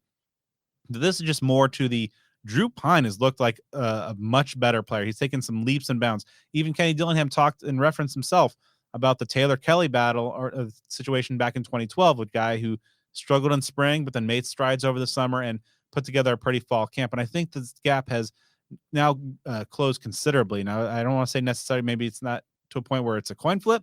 Might not be far away from that as well. And some very crucial practices ahead in the rest of this week, and especially at Camp Tonazona. Now, obviously, the bonding and brotherhood and the team chemistry element is such a big part of this quarterback position, but also this quarterback battle. Kenny has said a few times that he's not going to make the decision, that the team's going to tell him who the quarterback's going to be in terms of just how he sees his team or his team resonate to whatever quarterback ultimately wins this job. So Pine still has a little bit of some of the tendencies we saw in spring in terms of maybe taking a little bit longer in the pocket and making some decisions to take off a little bit. But also, I think he's made some great strides. He is by far taking more shots downfield and attacking, putting pressure on defense than Trenton. He's also, I think, done better in terms of his decision-making processing. There's one series in a team session late last week really caught my eye. I think it's probably the best sequence we've seen from Pine as a Sun Devil, where he hit Elijah Badger on a good sideline out routes for two big considerable gains. And then under pressure, he evaded and didn't run and scramble, but just used his feet to buy time. Ultimately, Tevin White was able to break free, and Pine found him in the back of the end zone for a touchdown. So I think it's really exciting. I mean, this is a guy that has come from Notre Dame, won 8 games with them, leading the offense. Now, granted, it's not necessarily I'm not a quarterback wins type of guy, but he did play in some big time moments, and after some struggles, he's made progress, and I think that is worth noting. And I think we have a very interesting battle to watch. And if you're heading up to Camp T, I think it should be very interesting viewing for y'all. Yeah, I mean, the comparison to that 2012 group with Mike Bercovici, Michael Eubank, and Taylor Kelly is one that has been thrown out many, many times over the last handful of months. And who knows, it might be something that you're almost seeing a part 2 of that. As we all know, Taylor Kelly was pretty much 3 of 3 in that circumstance. And just a few months pass. Not only does he claim the starting position, but goes on to write a lot of history at ASU and win a lot of games, whether you call it a QB stat or not. And I'm, okay either way. He was a leader on that team. And, you ask me, one of the most underappreciated players in ASU history. This is something that I think is a good thing about having a new coaching staff here is you don't necessarily have these emotional attachments to players that have been in your program for a while. And I'm not saying that in any way, shape, or form as a slight to Trenton Bourguet. We are both big fans of him, his whole family, very proud of what he's done. But what is that with Kenny Dillingham being a first-year head coach and the vast majority of the staff, obviously just minus Sean Aguano, being first-year coaches at Arizona State, it will be the case of the best man will win the job without any sort of, at least in theory, any sort of politics or emotional ties to a guy that's been there for a while. You want to give him the shot and let him be the guy and make sure that he does everything to continue to have that job. The best man will win the job. It's a business out there. So iron sharpens iron. And, as you mentioned, we're not saying that Trenton Bourguet has been leapfrogged or anything like that right now, but the competition certainly is thicker and stronger than at least I thought it would have been. I was not sure if Pine would really do what it would take to be in this position. As you mentioned, he's a scrapper, he's a grinder. He brings some things to the table that are different than Trenton Bourguet and others. So once again, going back to that cliche statement, they're going to put the best guys out there no matter what the position is. And so this competition can only be a good thing, as it will strengthen not only both these two competitors, but the others in the depth chart that are trying to find time as well. Yeah, and Jaden Rashada, the true freshman, is also, technically in this competition, he's seen some reps with the starting offense, but it is clear, I think, that this is he's probably destined for that red shirt. The arm talent at times has been pretty obvious. He's had one throw to Gio Sanders for a touchdown that just kind of was like through some coverage and just like the one spot he could put it. He placed the ball right on the money. But there's some a learning curve there, and so I do think that's now clearly a 2-horse race that is really kind of heating up in recent days. So we'll see exactly how things transpire over the next week or so, probably as we record this on Tuesday Tuesday evening. So you want to make that decision. So it's going to be real interesting. Elsewhere on the offense, just kind of doing a quick rundown of some of the notable things in the position groups. At running back, Cam Scatteraboo is looking like kind of that top dog, but Javen Jacobs is continuing to make his presence felt. I think he might be in line to maybe be that number 2 back. Tevin White and DeCarlos Brooks have had their moments as well. George Hart as well. But I think Kyson Brown has been kind of one of the revelations at the running back spot. The true freshman out of Texas. Looks the part in terms of his physique, but also some explosiveness. Seems like every practice he's at least caught my eye like 2 or 3 times. Like, whoa, okay, this guy is doing some stuff through some uneven offensive line play as well. So it'd be interesting to see exactly if he's able to put himself in position to maybe take some reps, or perhaps maybe he is kind of taking that 4 games and redshirt type of path.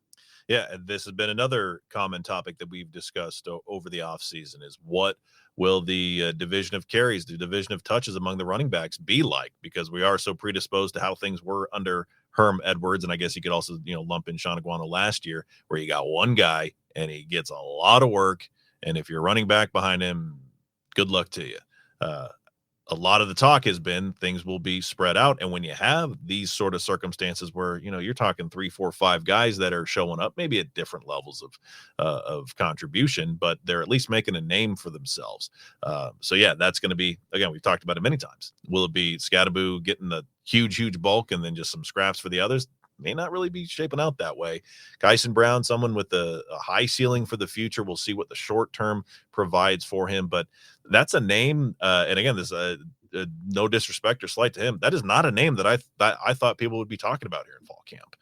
He was someone that was he was a long time member of the signing class, but kind of a weird deal where like he signed, but it wasn't really announced. Like it was just kind of a quirky, thing with that part of it. He just figured with a little bit of depth getting Scatteraboo that it just might not be a guy that would, be much of a contributor this year or create many storylines, but he had a different plan in mind. So that's someone that, again, bright future at ASU. We'll see. Yeah, so we'll see exactly how the workload shakes out. But yeah, Cam's looking like that lead dog at this point. Talking about the pass catchers. Now the studs are doing studly things. Elijah Badger, Xavier Guillory, Jalen Conyers, all doing exactly what you'd like to expect. So, as we talked about, I think in our fall camp preview, is how is the rest of the guys kind of shape out? Gio Sanders and Melquan Stovall are having a really good battle at the slot position. Sanders, I think, is maybe having a little bit of edge there. Stovall is making some good plays in his own, so I think there's some good options there. Jake Smith is really excelling, I think, as one of the outside receiver positions. You heard Rashad Samples really kind of sing his praises a little bit ago. One guy that kind of has jumped out to me, and perhaps I might be guilty of writing off a little bit, is Andre Johnson, the veteran wide receiver from Tolleson, been around the program for a number of years now. I thought that perhaps he might get a little bit lost in the shuffle of just so many new faces within that wide receiver room. Obviously, you have kind of your top 2 guys, but these last few practices, maybe 3-4 practices, he is making some plays on a daily basis, some big time plays, making some downfield, especially just in some big chunk plays. There was one play where he was able to catch a long touchdown pass, kind of going through Shamari Simmons and Jordan Clark, 2 guys who are putting together a pretty solid camp of their own. But so I might be guilty of writing Andre Johnson off a little bit too early, but we'll see if he can keep it up. Because again, there's a lot of very talented guys, some that are having pretty strong camps. So it's going to be interesting to see exactly how many of these guys are going to find themselves in the consistent rotation. Andre Johnson's a guy that has shown up here and there, kind of in that mold of like a Gary Chambers, like a TJ Simpson, someone that may not have these eye-popping statistics, someone that has, typically has a few guys ahead of him at the depth chart, but man, can put it together, looks the part and can put it together. I mean, I know he's been around for a while. I think back to like that UCLA game during the COVID season when he had a few plays. I think that was when everything was getting called back for penalties. That was a miserable game, but just some flashes of what he can do. Jake Smith, man, I mean, I'm really, really, really hoping that guy can put it together and put it on the field for a number of reasons. One, almost maybe not selfishly, but selfishly for the program.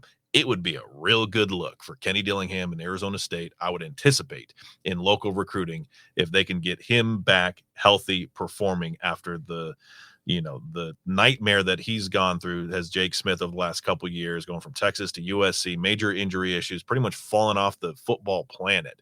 If you can resurrect his career for a guy that we've talked about many, many times, the National Gatorade Player of the Year, we're talking about, in at least in one context, Gatorade, sports drink, thought he was the best high school football player in the country when he was out there at Notre Dame Prep. So if he can come in and contribute at ASU, I certainly think that can't hurt in recruiting locally, especially from the transfer portal, which we already know Kenny Dillingham and ASU are going to hit heavy as far as those who are from Arizona make the decision, at least for their first college, to go out of state or to somewhere other than ASU.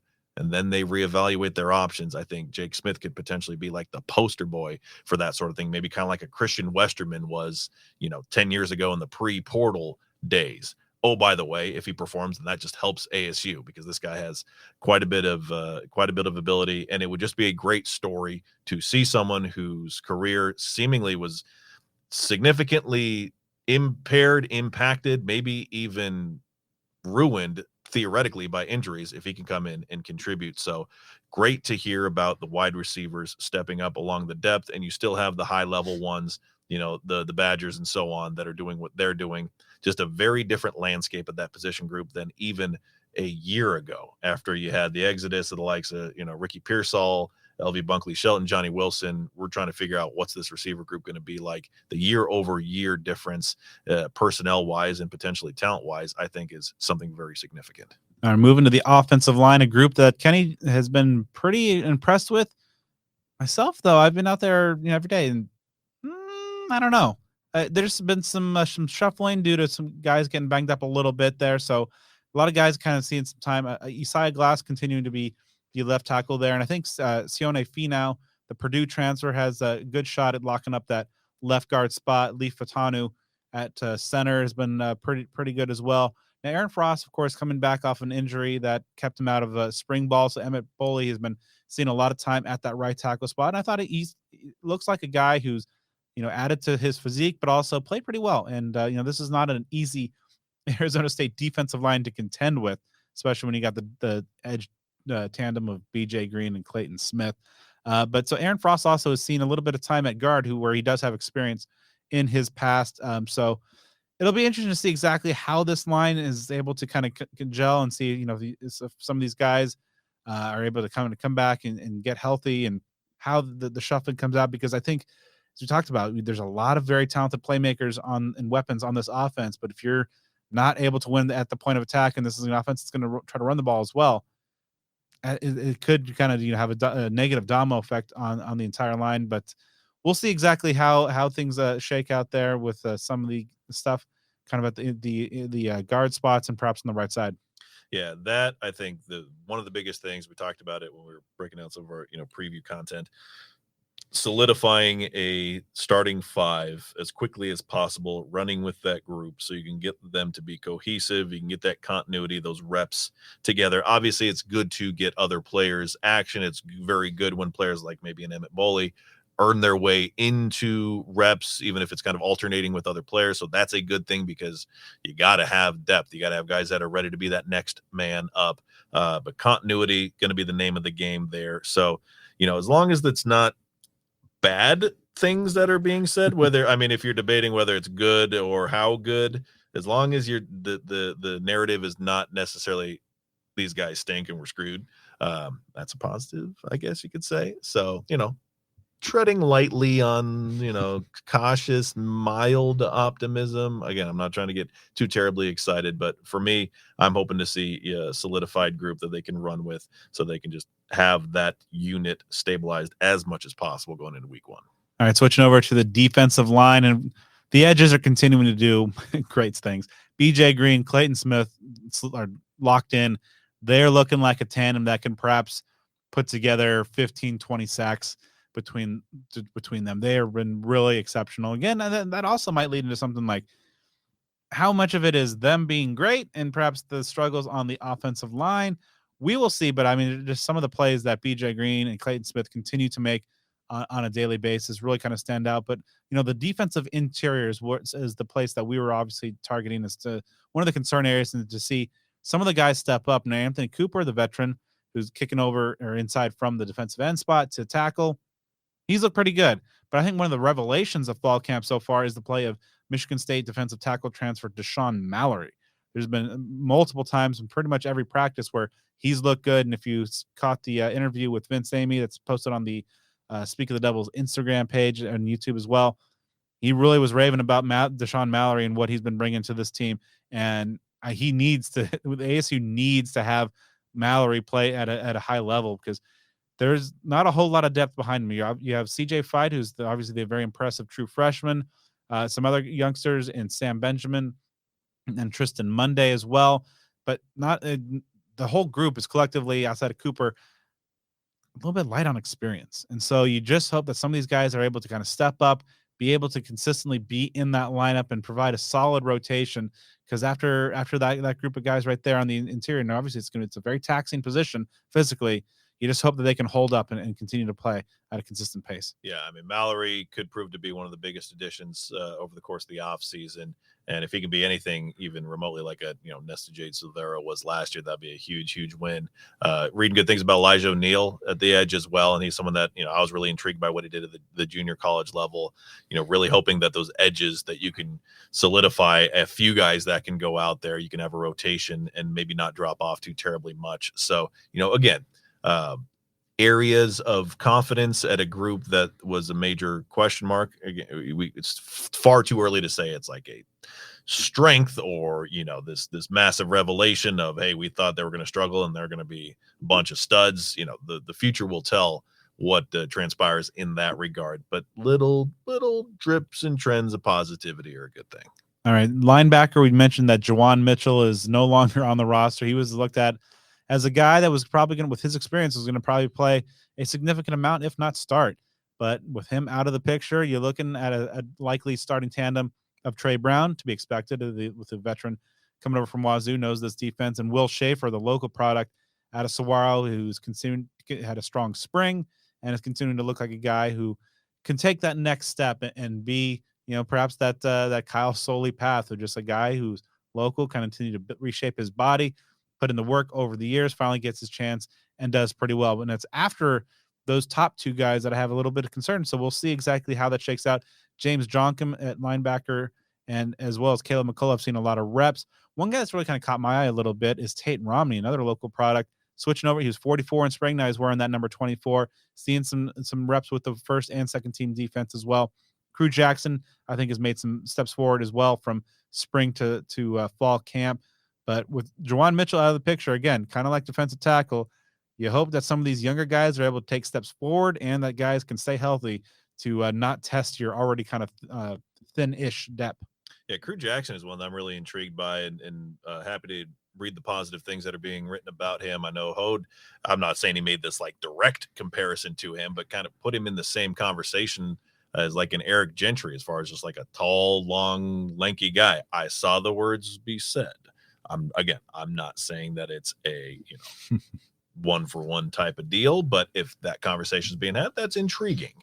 So at least, again, in circumstances like this, when there are position groups or individual players where, you don't really know what you're getting, or maybe they don't have much experience, they haven't proven much, just to see trends of positivity is good. Now, when the product's on the field is when the real test will be there. So this could all amount to nothing, or it could be the first step in a series of steps that leads to some productive play. But yeah, I mean, linebacker, especially losing Mitchell, you need those top guys to stay healthy. You need them to perform. It's a wonderful opportunity for them, especially a guy like Will Schaefer, who's kind of waited his turn, worked his way up the ladder, started out as, special teams guy, then got a lot of playing time, some starts. So if he can be, my goodness, wouldn't it be wonderful if he followed a similar trajectory like a Kyle Soley, who was a guy that got better and better every single year to the point where he's one of the best defenders in the conference last year. That would be an outstanding breakout revelation if Will Schaefer can follow just a similar type of trajectory this season. Moving over to the defensive backfield, and there's some of the guys kind of like wide receiver that you expect to be good. Ro Torrance is putting together a good fall camp. Shamari Simmons and Xavier Alford at safety have continued what they did in spring, where they were outstanding and have been outstanding in fall camp. So looking at some of the other guys who are jumping out as well. And to me, the cornerbacks opposite row have all been pretty good. Ed Woods and Mason Williams, obviously guys who are very familiar with and have been in this program for a number of years. They've looked pretty good, but one guy who's really kind of jumped out, especially as a summer newcomer, is D Ford. Now he's seen time at nickel, but also at corner as well. A shorter guy, and I'm going to go on a limb. One of my hot takes here, I think he has some like Kobe Williams potential in terms of a guy who, if he was 3 inches taller, might be talked about a lot more in terms of perhaps the media attention or even draft attention. But he's just kind of one of those technician types, kind of makes up for his lack of size with just great technique, and he's been having a really, really strong camp. There was a great sequence in one of the practices recently where he was locked up with Elijah Badger, and there was a fade ball thrown, and D had great coverage, was able to defend the pass, fell incomplete, and he was made a comment as he was walking off back to the line of scrimmage after the play that you can throw the ball 1,000 times, he ain't going to catch it. Kenny Dillingham heard that, and so like kind of put a stop to the session. It was a red zone session, and had them line up and do kind of another one, and so it kind of continues the fun yet competitive aspect of camp, and kind of guys are really responding to that pretty well. That next pass, defensive pass interference, but okay, but it was still good to see. I mean, Ford should take nothing away from Ford having a really outstanding camp so far. But another standout is freshman safety Montana Warren. We talked about him as having a good spring, but he is having a really good fall camp as well. Seeing time with the first team defense as well. It's kind of just so he figures like he's going to be in the two deep as a true freshman. And I think that, he was a one-time TCU commit. And so he's a guy that obviously has the chops, really entertaining to talk to as well. So he's, I think, a guy that's going to be a good fit and good addition to this defense, because I think the secondary is even with, maybe some of the key departures, there's a lot of returning guys. And even if Xavier Alford, his waiver is not approved by the NCAA to play this year as a two-time or as a two-time transfer without a degree as of yet, I still think you have a lot of good quality depth in that secondary. D Ford, real interesting. I know he was one of the highest rated, according to PFF, one of the highest rated cornerbacks as far as Pac-12 players for this year. A guy coming from the FCS level. So, there are folks that think very highly of him. So that's one that, at a minimum, adding quality depth. And at this point, the momentum that he has and some of the things that he does have in his repertoire, if he ends up starting or getting nearly as many reps as whoever that cornerback will be opposite Ro Torrance, wouldn't be a surprise. Yeah, it wouldn't shock me at all if he's a starter. So these are huge pickups. They've got a lot of depth in the secondary, some things to be unfolded, like you said. I mean, that we'll see what happens, but my goodness, it would be some next level BS if they don't allow these two-time transfers to play. Jake Smith would be another one on offense. He's in a similar boat in that regard. But a lot of competition, a lot of bodies. The ASU has had defensive backs for years, and this new staff has replenished what was there from before, what wasn't there from before. So an area where, a lot of intrigue on defense, especially the secondary, those edges. You feel pretty confident as long as that interior line and linebacker can hold their own there. It could be a defense that makes some significant strides from the whatever that was last year that we saw. All right, so before we close things out with another look from one of our awesome sponsors, just some guys that I think have raised their stock over the first 7-8 days of fall camp. And this isn't necessarily a comprehensive list of guys that have having a good camp, because again, like you're not going to hear like Jalen Conyers and Elijah Badger, Xavier Gillett, because yes, they're really good and they're having really good camps. But Drew Pine, again, I think is really kind of made this an interesting quarterback battle. Jake Smith mentioned the corners, Ed Woods and Mason Williams. Gio Sanders and Bryce Pierre, I think, are really making some big plays in the passing game. Dario Longhetto has been phenomenal in fall camp. He is hitting everything. I think he had his first miss yesterday, which was, I believe, the 7th practice or 8th practice of fall camp. It took him a while, and these aren't just all chip shots he's taken. He's hitting from over 50 plus consistently and with some room to spare. So it's good to see there. And Josh Carlson, the punter as well, is having, I think, the whole specialist. And I talked to both Carlson and Longhetto recently. Find those interviews on the show Instagram page and YouTube as well. They really kind of credit Steve Roush and Roush Kicking and for helping them kind of find even greater success than they had previously in their careers. In terms of the newcomers, Deshaun Mallory, Kyson Brown, and D Ford all are jumping off. So a lot of guys making some moves there. And so obviously there's some position battles and some depth chart stuff that will get sorted out here in the coming weeks. But I think center stage though, it's obviously the quarterback battle, and so we'll of course be tracking that. But now I think we still have some intrigue as we head into the heart of week 2. Yeah, it's great that a lot of the names just listed are backups. So the ones that are, rising the top in terms of providing competition are ones that are behind already established players. So it's not just those top tier guys that are getting it done. It's the ones behind them. Again, iron sharpens iron. Depth is incredible. You get a lot of options that you can work with. It's a win across the board. Not having our next guest on the show for an extended period of time is like trying to eat cereal with a spatula. It has been way too long since we've had our good friend, the one, the only, the legend himself, the internet's favorite person, Ralph Amsden. Ralph, thank you for coming on the show.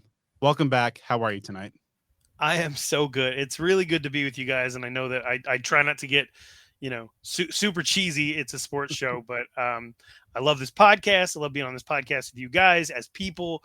Absolutely love you. And what you guys have built has made it has made being an ASU fan like that much more fun and special. And I'm hoping for good days ahead because I can only imagine after the last few years what this will all be like when it finally takes shape and Kenny Dillingham's vision takes hold. Hoping for nothing but good things, but I know that you guys are going to be around regardless, and I'm just happy to be here.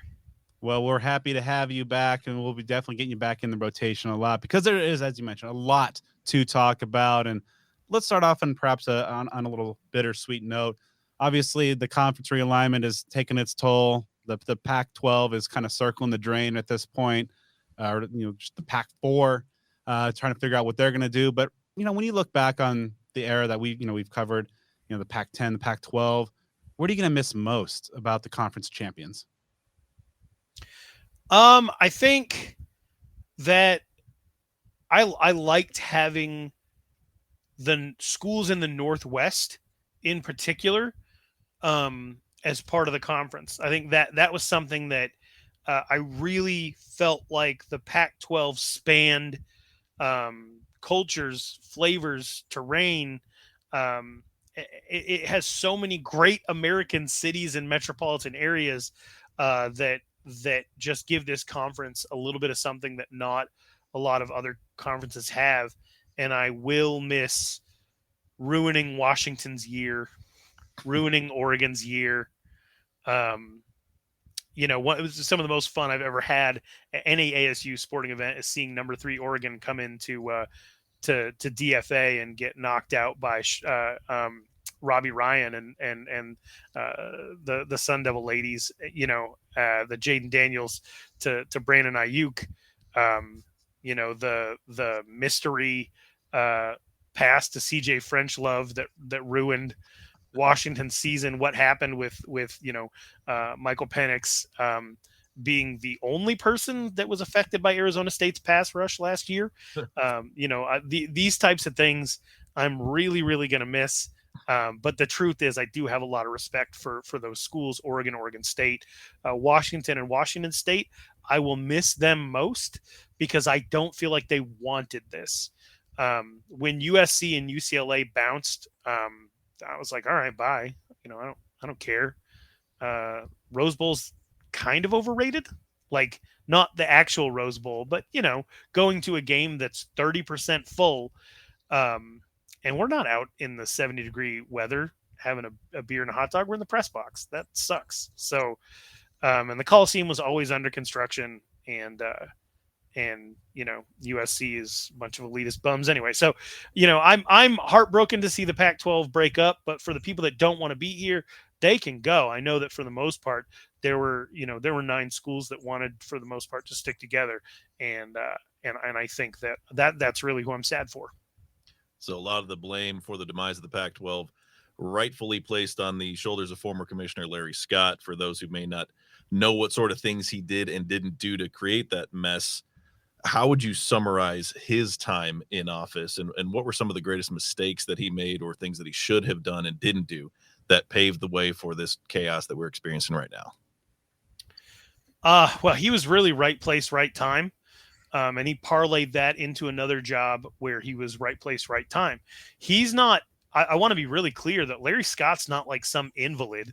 Like he knew how to do what was required of him in his position to enough of an extent where, he could get these extensions of grace from these Pac-12 presidents, or even have them defend him. I think some people, when they're talking about Larry Scott, they're just like, we hired an idiot and then we gaslit everybody for 12 years that he wasn't an idiot. That's not what happened at all.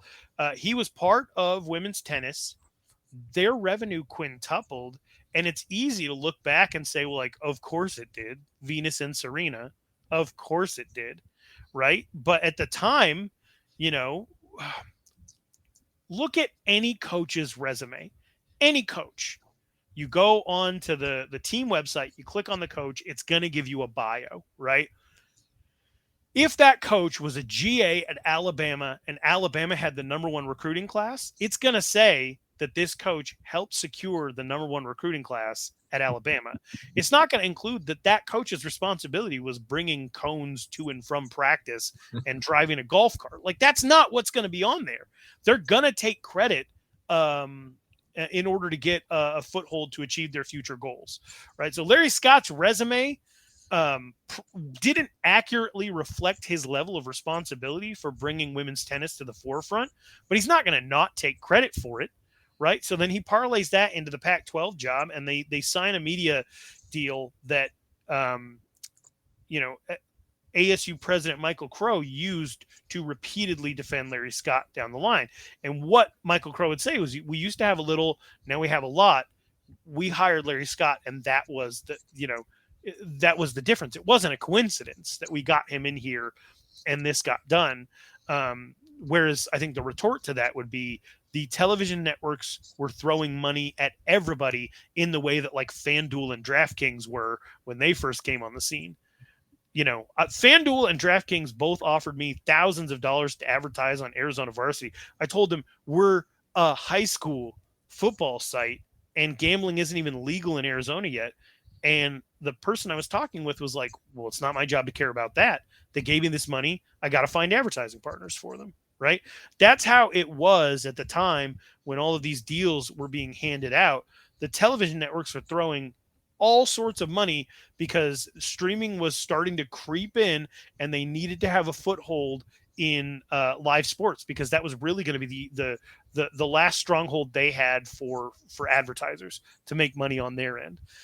So the Pac-12 gets this huge deal, and they get an inflated sense of self. They develop the Pac-12 network, and then nobody's really able to watch it.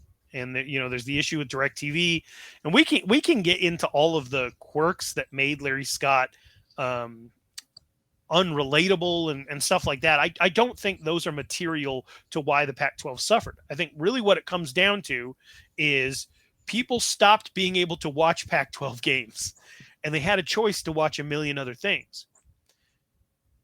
One thing that I've noticed in like making online content is, if you give anybody any type of barrier of entry at all, you're going to cut off half of the people that you could have reached otherwise.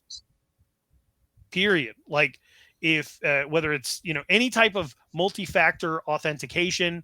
One of the things that killed my love for AZ Central and the Arizona Republic is feeling like I got malware every time I clicked on an article, because I had to close out of 15 different advertisements. Anytime you make it harder for somebody to access the content that they're trying to access, you are planting seeds of disinterest.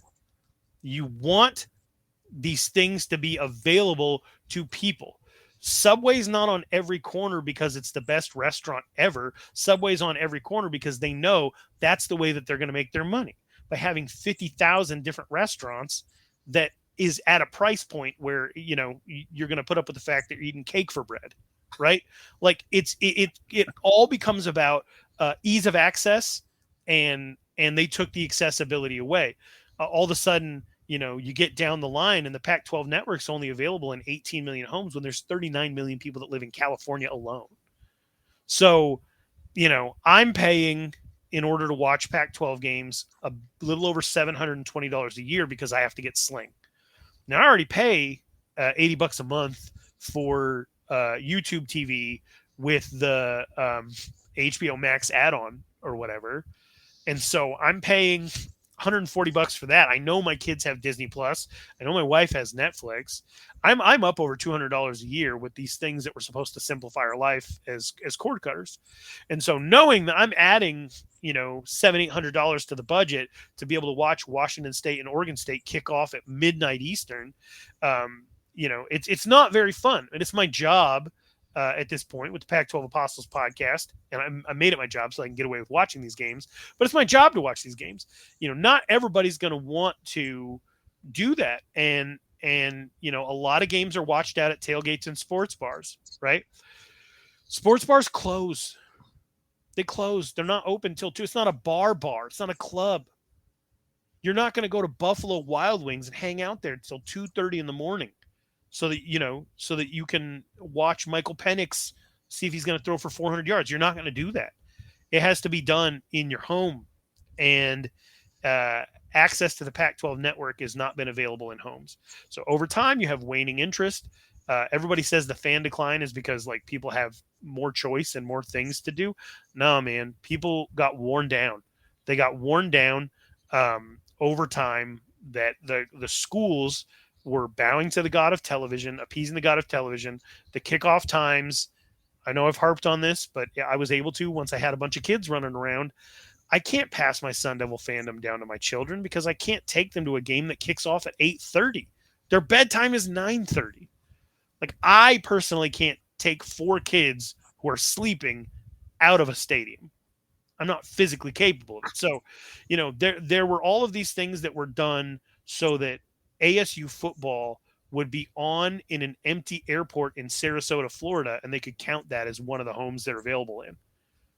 That is nothing for the Pac-12. That adds nothing to fan interest. And I think those things ultimately devalued the conference. Michael Crow, Larry Scott, George Kliavkoff, they will tell you that this is a time of great turmoil in television and streaming, and that this grand plan they had for 2024 to come along, and the fact that they owned it all. We own 100% of this thing that nobody watches. Therefore, we're going to be uniquely positioned to sell it off to the highest bidder when the time comes. And we know that time's going to come because at one point we had the highest media deal of anybody. So this inflated sense of self, this inflated sense of importance, and this idea that the gravy train was always going to run. Not true, right? SEC is available on CBS. That's the channel that most of our grandparents, when they turn the TV on, it's just on. So you got homes all over America. You wake up on a Saturday morning, you turn it on, and oh, look, it's Auburn, Alabama, and the chyron at the bottom, the score thing is burned into the screen because they never changed the channel anyway. They were super available, and that's part of what elevated the conference over time.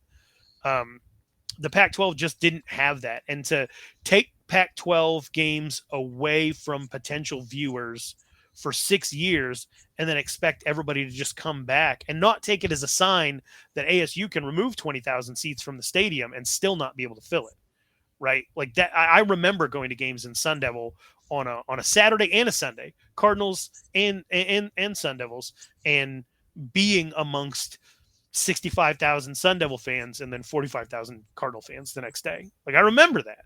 You know, why, when we graduate 20,000 students a year, are we losing 2,000-3,000 fans a year? Doesn't make sense.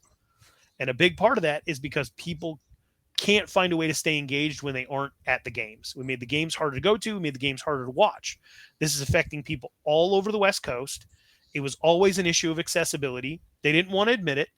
Everybody screamed about this over and over and over again, that if you don't make it accessible, interest isn't going to be there. The bids aren't going to be there. The conference is going to break up. And when I say everybody, I mean everybody. Smartest people I know, dumbest people I know. They all agreed on this. And it got to the point where it felt very gaslighty that the people in charge didn't agree that that was the case.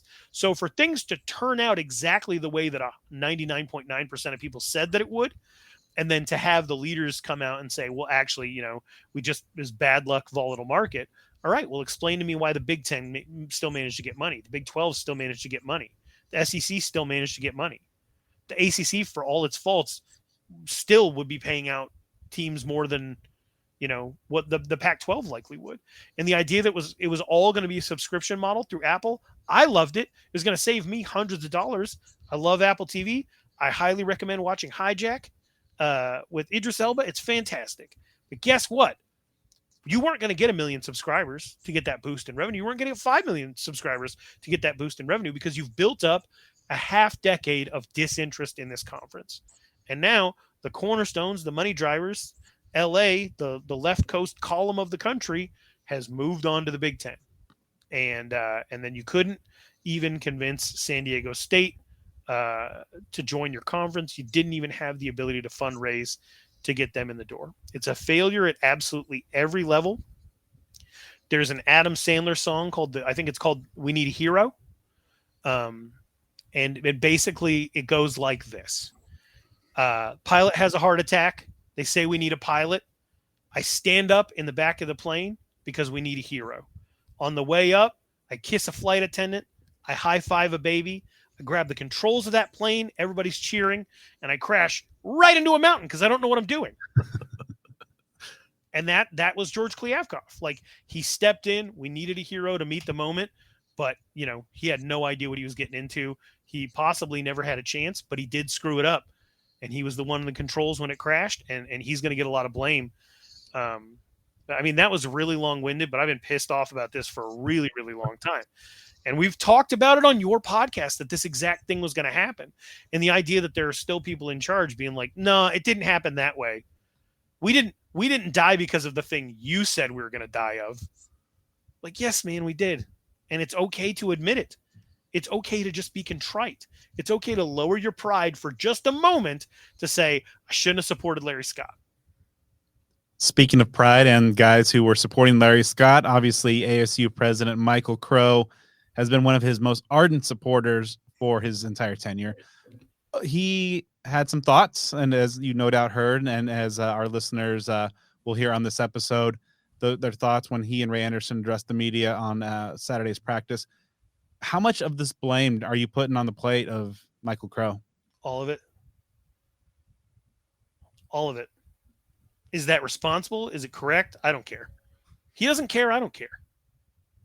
He won't admit any culpability. So from me, he can have it all. He can have 100% of the culpability for ardently defending Larry Scott for years, for talking to Jeff Metcalf and the Arizona Republic and saying, in 4 years, P.S., this is an interview from 4.5 years ago. In 4 years ago, everybody's going to look at the Pac-12 and say, how did they pass us? Instead, everybody's going to look at the Pac-12 and be like, how did they pass away?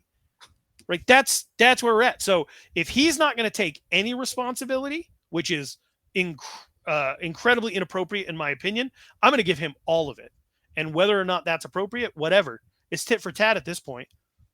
As far as I'm concerned, he had the ability to act on Larry Scott. He had the ability to express regret for his support of Larry Scott. He had the ability to admit the fact that nobody could watch these games and that you were hoarding your ownership of a network that nobody had access to wasn't going to help your bottom line. He had the ability to admit that part of his dissatisfaction from moving to the Big 12 is he goes from being one of the most powerful men on the West Coast when it comes to this conference and this coalition of colleges to just another guy in the Big 12 that nobody likes because of how they perceive he didn't want to be part of the conference that he was a college athlete in. Right? Like, he's not going to take any ownership whatsoever, then I'm going to give him 100% of ownership. And hopefully we can meet in the middle. Hopefully one day he could just be like, yeah, the conference is dead and I had a lot of power, and it's very possible that some of it had to do with me and my decisions. But as it stands right now, he's like, man, who could have saw this coming? And it's been 5 years of literally everyone I know. Private conversations, public conversations, my podcast, other podcasts of people saying, wow, this is a terribly mismanaged conference that nobody has access to, that is really falling behind in the ratings, and the potential money is not going to be there for them. And the presidents, as they turn over, are becoming dissatisfied. And they don't agree with Michael Crow's view that because we used to have a little and now we have a lot, we have to give all of the credit to the person that was in charge when that happened. Okay. Sometimes things just happen that people get credit for that they shouldn't get credit for. Christopher Columbus was looking for India.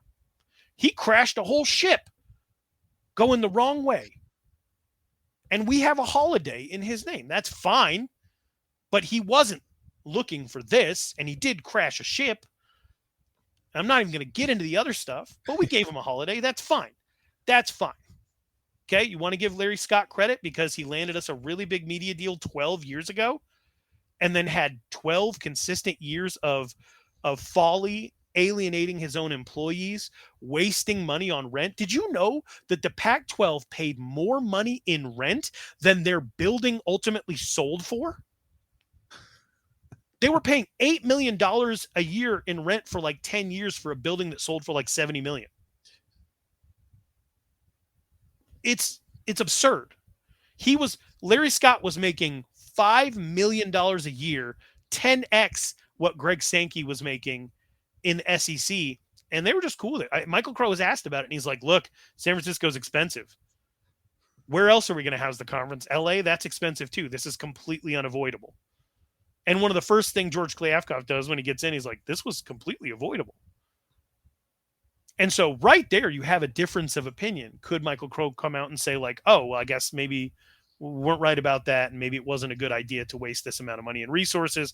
Maybe it wasn't a good idea to have all of these employees have to live in San Francisco to work for the Pac-12 network, employees that were making some incredible content, incredible employees, stuff that nobody ever really got to see, definitely not enough of an audience for the effort that they put in. And then because they weren't meeting metrics, they had to lay a lot of these people off. And it doesn't feel good to get laid off. It definitely doesn't feel good to get laid off in the most expensive city in America.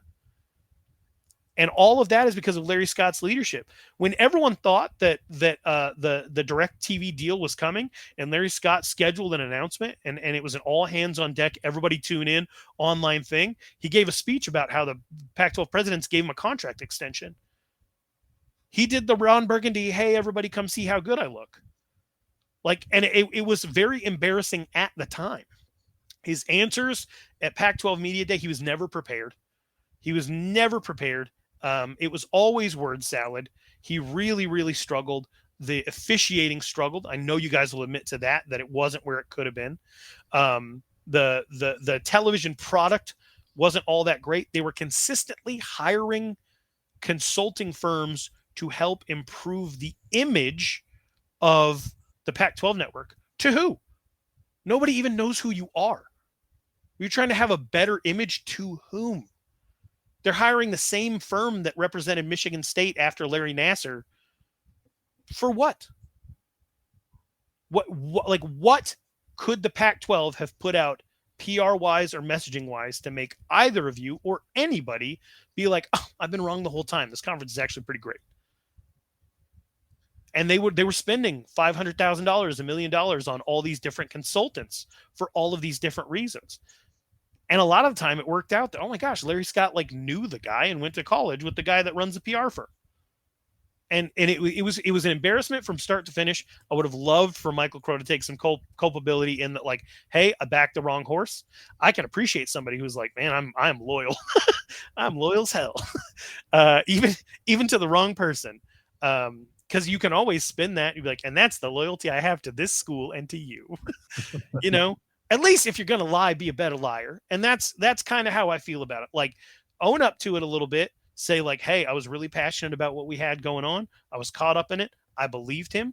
But, you know, he was the only person to give him well wishes when he was ultimately fired. And then, you know, he's out giving an interview with you guys saying that we were the stalwarts trying to save the Pac-12. It was just us. Like, that's cool. If I accidentally ran over my dog, right, and had to amputate 4 of its legs, it can't go anywhere, can't walk, it's miserable. You know, and I'm doing everything I can. I'm paying all its medical bills. I'm just keeping it alive and keeping it miserable. I'm going to take credit. I'm the only one out here taking care of this dog that I ran over.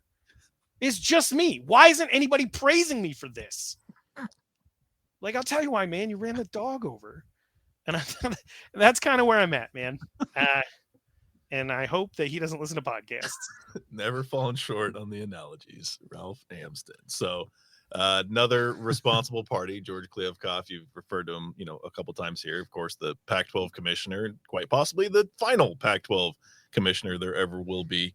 How much of this is him just being so far behind the 8 ball because of the situation he inherited from Larry Scott? How much of it is his doing? When George Kliavkoff came into this conference, it was such a breath of fresh air. I mean, it could have been me, and people would have been happy, and that would have been a terrible idea. Like, it could have been anyone, right? As long as it wasn't Larry Scott. But he came in here, he had experience in television, he had experience in event planning, he had experience in deal making.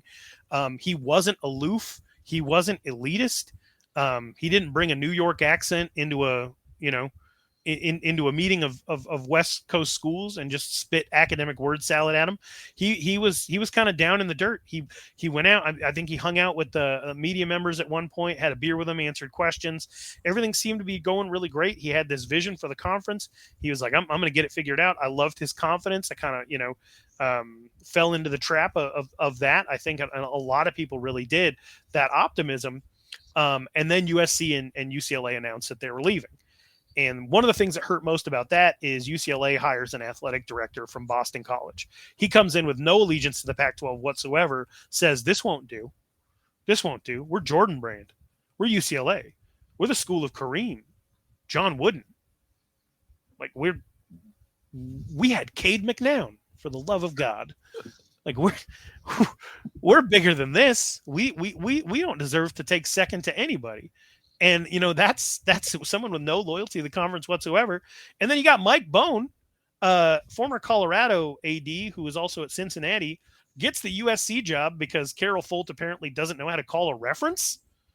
Like, doesn't know how to just check in. Like, you're giving somebody the job of shepherding USC athletics, like the crown jewel, they would tell you, of Earth, but certainly of the Pac-12. You're giving him that job, and you won't even call Cincinnati to be like, hey, was he cool? Like, are you upset about losing him at all? You know, nobody's checking in to see if Mike Bone's not like a raging, passive-aggressive psychopath of a boss. And so Mike Bone helps institute and enact this move to the Big Ten, and then immediately afterward, they find out, like, oh, he's like a scumbag. We got to get rid of him. So Carol Folt and Mike Bone sign off on this thing, then she has to bounce him out of the picture. So you have a guy come from Boston College, you have a guy come from Cincinnati, that was at Colorado, but I'm sure had as much allegiance to the Big 12 as he did Pac-12 or whatever. And that's who got this done.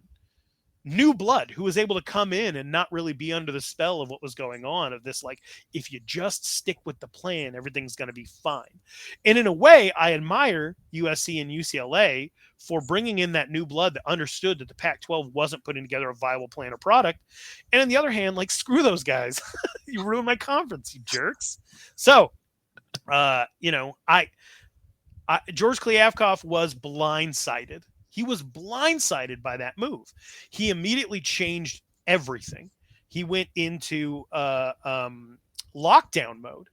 He stopped posting on social media. This is after, by the way, I can say this now, I guess. This is after he went through and he cleaned up his social media, because I don't know if you know this about George Kliavkoff. He's a University of Virginia alum who was just a sports fan before he was the commissioner. So he has some pretty wild-ass tweets from back in the day that I didn't retweet just because I wanted the conference to have a chance to succeed. But he definitely would have had to explain a couple of things. And he went through, he cleaned up his social media. He's got this whole image that he's curating. And then USC and UCLA leave, and he just shuts up. That man hasn't tweeted in a year.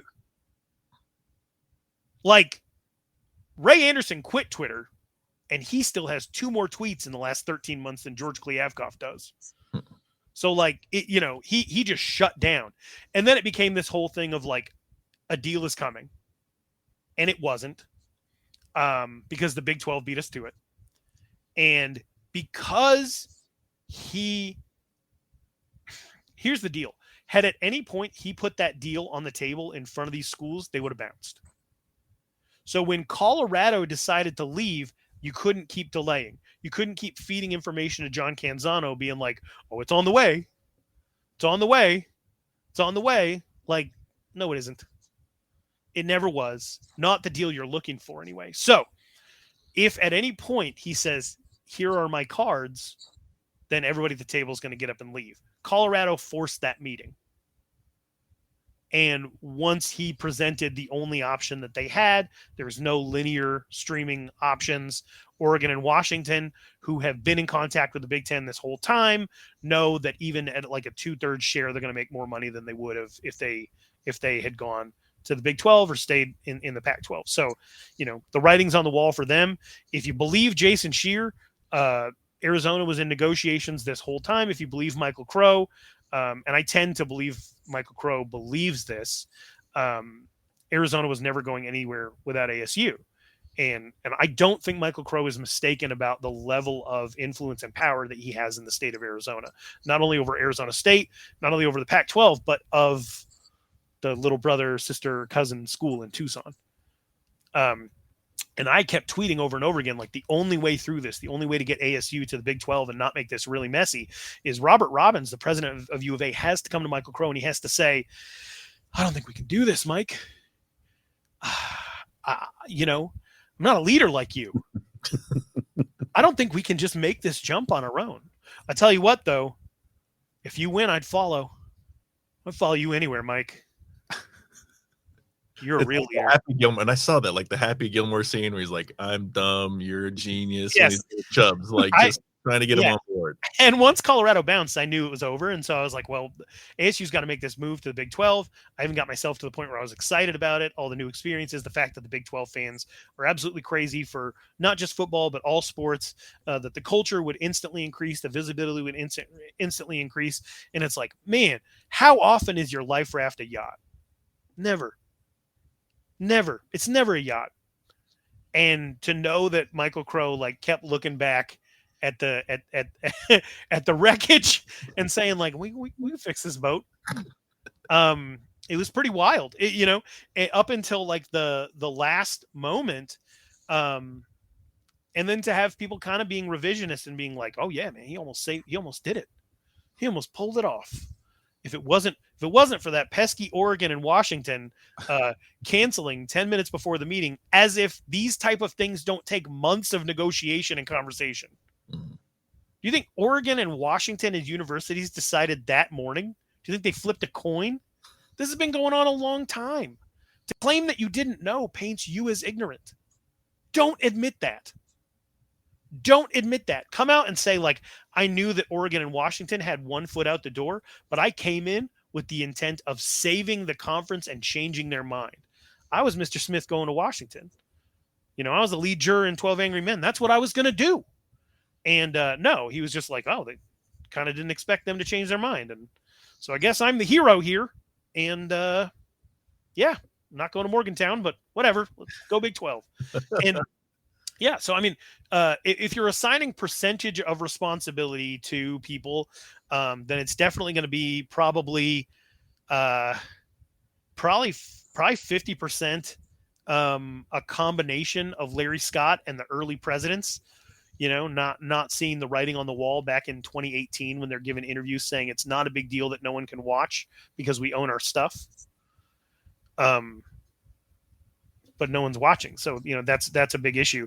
And then I would say over the last year, I would say it's 25% the writing on the wall, and 25% George Kliavkoff. So, I think that adds up to 100. I don't even know, but I was an English major at Arizona State. But I think that ultimately, if you're looking for somebody to blame, people want to blame Greg Sankey for taking Texas and Oklahoma and starting these dominoes. But if it's anybody's fault, and Brad, you pointed this out online, it's probably Richard Williams for teaching his daughters tennis. I was just memeing from your Wednesday night Twitter space. So you inspired. So I just had to. If Venus and Serena Williams never played tennis, Larry Scott is never a commissioner of the Pac-12. So we got some interesting butterfly effect. We need to get Ashton Kutcher out here to get a sequel to that. The butterfly effect, but it's tennis and Pac-12 football. The collapse of the Conference of Champions. So 4 teams exist in this Pac type of conference, and there's obviously already talk of a few of them maybe making moves. What do you see happening for Stanford, Cal, Oregon State, and Washington State? Well, sometimes I worry that Cal's going to have to drop football completely. Going to be weird when the whole the band is on the field call is because the band is the only thing that uses the field. But I worry about Cal because I guess they're in pretty big debt over their stadium. I saw something that's like 100-year loan, 18 years of interest, of interest, 18 million in interest only payments every single year. That goes up over time. They depend on this TV money to come in, and they're not going to be getting that money now. They're super leveraged. I know they have an endowment, but they want athletics to pay for itself. So I really worry about Cal. The ACC might throw them a life raft, and I know that that's strange, but conference names mean nothing anymore. They just don't. And I love that everybody told the same joke on Twitter. I laughed every single time. I think I might have told it as well. That, when people think Atlantic Ocean, they think Berkeley. Stanford is in a situation where there's a lot of people at Stanford that don't feel like there's a justification to pay for athletics, because for a lot of people, athletics is the front porch of the university. Well, Stanford is going to have a trillion applicants every year, regardless of whether or not they have a rowing team. It's Stanford. I walked onto Stanford's campus and I was like, how the hell is this even allowed? How? This is the most incredible place in America. It is gorgeous, and their acceptance rate is really low, and the education's really great, and it's a beautiful place to live. And if you get to play sports, they're awesome. It's the school that gave us, Tiger Woods and John Elway and, a lot of greats, and Christian McCaffrey, I guess. And their reputation precedes them, but there are a lot of people involved with Stanford that don't really care about athletics and wouldn't want it to be like a loss leader because they have no need for a loss leader. So unless people at Stanford agree that hey, we need to be part of a conference that we're not really aligned with, or, we need to go independent and find our own TV deal like Notre Dame, I think that they're in danger of probably losing some athletics as well. And I think that's really sad because those two schools have a lot of tradition. Oregon State and Washington State could probably fit in with the Mountain West. I'm a big Mountain West fan. I hate what it would mean for them financially. What's that, Tiger King? I'm never going to financially recover from this. It would mean really big trouble. They just redid the entire stadium out there at Oregon State, and I believe Washington State's athletic facilities, which are some of the best in the conference, from what I understand, were also, they went into debt for those as well. They would fit in the Mountain West culture. I love the Mountain West. If nobody out here is going to be part of any conference, then, let that thing grow. Do I want two teams that are also going to be better than Wyoming to join the conference? No. I don't want that at all. That's where I'm from, and I would appreciate them just being able to go 6-6 every year. But it looks like 4-8's on the horizon if we're adding more teams.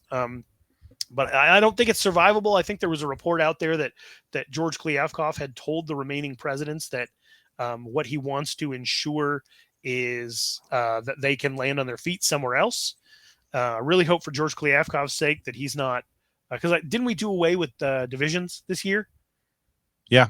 Okay. I really hope that at the end of the season, he's not at the Pac-12 championship. Like, I'm either going to have to hand this trophy to UCLA or USC. I don't want that for him. You know, I don't want anything bad for anyone, but I know that that will be a particularly memeable moment if that's, you know, what it comes down to is one of the two teams that struck the death blow to the conference, if he's having to reward them as his last act as an employed man. Nobody could be a big conspiracy theory of a Washington State, Oregon State Pac-12 championship game for this year. So we've got to keep our eyes on. Oh man, I mean, I hope that USC, UCLA, Colorado, I hope they're ready. Hope they're ready to get screwed, and I hope it does. I hope it's not a conspiracy. I hope it's absolutely out in the open. I hope their life is absolute hell.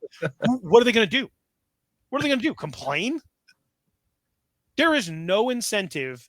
If that type of thing exists, the type of thing that happened to Washington State to keep them from playing in a national championship, you know, with questionable calls against USC. If that type of thing actually exists, use it. Use it. Who cares? Honestly, does anybody care if UCLA or USC gets like shafted in some way by any organization that has any affiliation with a dying conference? Like, what incentive is there outside of personal pride for somebody to act in fairness toward them? You know, I'm saying I don't want it to happen, but if it's going to happen, I hope it happens to them. So looking ahead to next year, after, you know, into 2024, Texas and Oklahoma are going to be moving out and moving on to the SEC. So the Big 12 is a conference full of kind of like B and C tier teams. You know, there's not a whole lot of blue bloods, and then you're going to have a lot of new faces joining as well. How do you see Arizona State from a competitive football perspective kind of going, like fitting in and competing right off the bat against in a conference that really is kind of just has a tremendous amount of parity? I think it's going to be exciting. I think you have the opportunity, like Kenny Dillingham is in the process of establishing what Arizona State's identity is going to be. And this gives you, and his contract is structured in such a way, you know, that if there is any penalty whatsoever, that, you know, he's going to be extended. So he has time, and I believe he has support. And I'm excited for him to have a year that matters, because in the grand scheme of things, one of the telltale signs of, you know, whether a coach is going to be relatively successful is if they actually come out of the gate and show immediate improvement. It doesn't always have to be on the field.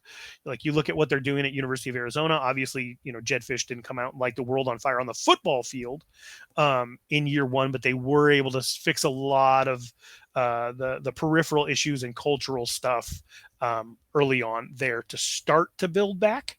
Kenny Dillingham doesn't seem to be very interested in that step-by-step process. You know, I think he wants to win now, and I think he understands that it is a marker of how things are going to go. You do have to come out and set that tone. I think the spring game was a wake-up call for him, you know, that you know, ASU fans are kind of in prove-it mode. They really are. You know, if you show us, then we will come out and support you. It shouldn't have to be that way, but I think he has dealt with the reality that it is that way. So you have this year. It's not a mulligan year. I think it's very important to Kenny Dillingham personally, as far as setting the tone and setting the culture for what Arizona State's going to be. But then you get to move into the Big 12, and everybody's kind of in the same position of having to learn new things. And I think that somebody as competitive as Kenny Dillingham, somebody as competitive as the coaches he has working on this staff, are going to say, like, okay, if ever there's a situation in which all things are equal, I have the advantage. Whether it's true or not doesn't matter. That's just the competitive spirit. And my favorite thing about Kenny Dillingham is he is eternally competitive. So you get into a situation where they're going to have half of the schools are going to be brand new. So a bunch of schools are going to be playing schools that they're not necessarily used to in the age of the transfer portal. So teams are going to be turning over quite a bit anyway. I really feel like it's like, all right, we've hit reset on the gaming system, and now it's a fresh start. And that's the thing I'm looking forward to the most, because once Arizona State has an identity established, My assumption is that Utah is going to be Utah. My assumption is BYU is going to be BYU. Joe McGuire is kind of fascinating at Texas Christian because while they're not what they were under Kingsbury and Leach and, in years past, they're still pretty reliant on the passing game. That's nothing that ASU isn't used to. And Kenny Dillingham had to coach against, Washington State. Brian Ward was at Washington State. These teams that do have high pass volume concepts, whether it's Houston or West Virginia, they're not. It's not going to be a shock to them. They're not going to really encounter anything that they've never encountered before. There's a lot of Kansas State fans out there claiming that they're Utah, that they have that level of physicality and that they kind of have to based on the talent that they bring in. I watch a lot of Kansas State football. I watch a lot of Utah football. I don't believe they're in the same class. I don't. Maybe as Coach Kleiman and Coach Whittingham, I think are two of the absolute best like culture and tone setters in America. But as far as what they're able to do and how they develop, Kleiman hasn't been there a long time, so maybe that will come for them. But I don't think it's necessarily a good thing for these Big 12 teams to be introducing UCF and the talent-rich, area of Central Florida. I don't think it's a great thing for them to be bringing in Arizona State, which still has access to California, is having a lot of recruiting success in Texas, and as young, innovative, offensive minds and access to great athletes, and is unequivocally the greatest school to go to if you have changed your mind about what school you are going to. ASU is the greatest second decision you could ever make. It really is. It really is. Put on a dang t-shirt, man. And I believe it. I believe it. And I mean, it gets weird at the age that we're at and people a little bit older. Like you be talking to a guy at a bar and you'll tell him you went to Arizona State. He'll kind of stare off into space, realize he's not using his degree. And he's like, buddy, if I could do it all over again, I'd be out there in Tempe. Like, yeah, I know you would, you old perv. I know you would. And you know what? Forks up. And like, I think these kids know that. I think the idea of, Kenny Dillingham brought up, like, a lot of these kids are going where they're told. A lot of kids don't know what's available to them because the tone has been set that if you are excellent, you need to be in these situations. And what happens to you in those situations really depends on who you are as a player and who you are as a person. Not everybody's meant to be in Tuscaloosa. Not everybody's meant to be in Southern California. Everybody is meant to be a Sun Devil. Everybody is meant to be a Sun Devil. Everybody. Name a person. Sun Devil at heart. I believe it. So obviously you mentioned that there's a lot to look forward to in this move to the Big 12, but looking at kind of the recruiting tactics for ASU, one thing that Kenny Dillingham said after a recent practice was that the recent focus on Texas was kind of done with an eye towards a potential move to the Big 12, and now that it's become official and that's come to fruition, how do you see how ASU's recruiting strategy is going to be impacted by this move to the Big 12 and kind of more Texas focused? I'm gonna call Kenny Dillingham out right here. That's bank shot logic. That's bank shot. Like, you got to call bank. you got to say it beforehand for me to believe you. Like, I think you just had some kick-ass recruiters with some awesome links to Texas. They are the type of players that you want to bring into your program, and it's working out that way. It's a really cool thing to say afterward. And maybe he was considering it as a possibility, but I don't think it was a motivation to get these kids. I think these are the kids that are available to them right now. The kids that they're very excited about. They have some really plugged in assistants in Texas. I am overjoyed at the level of irony of, like, we got to get this coach in here because otherwise we're never going to be able to recruit California again. to have the pendulum swing back to be like, you know what, if California comes, it comes. But we're making our mark in Texas.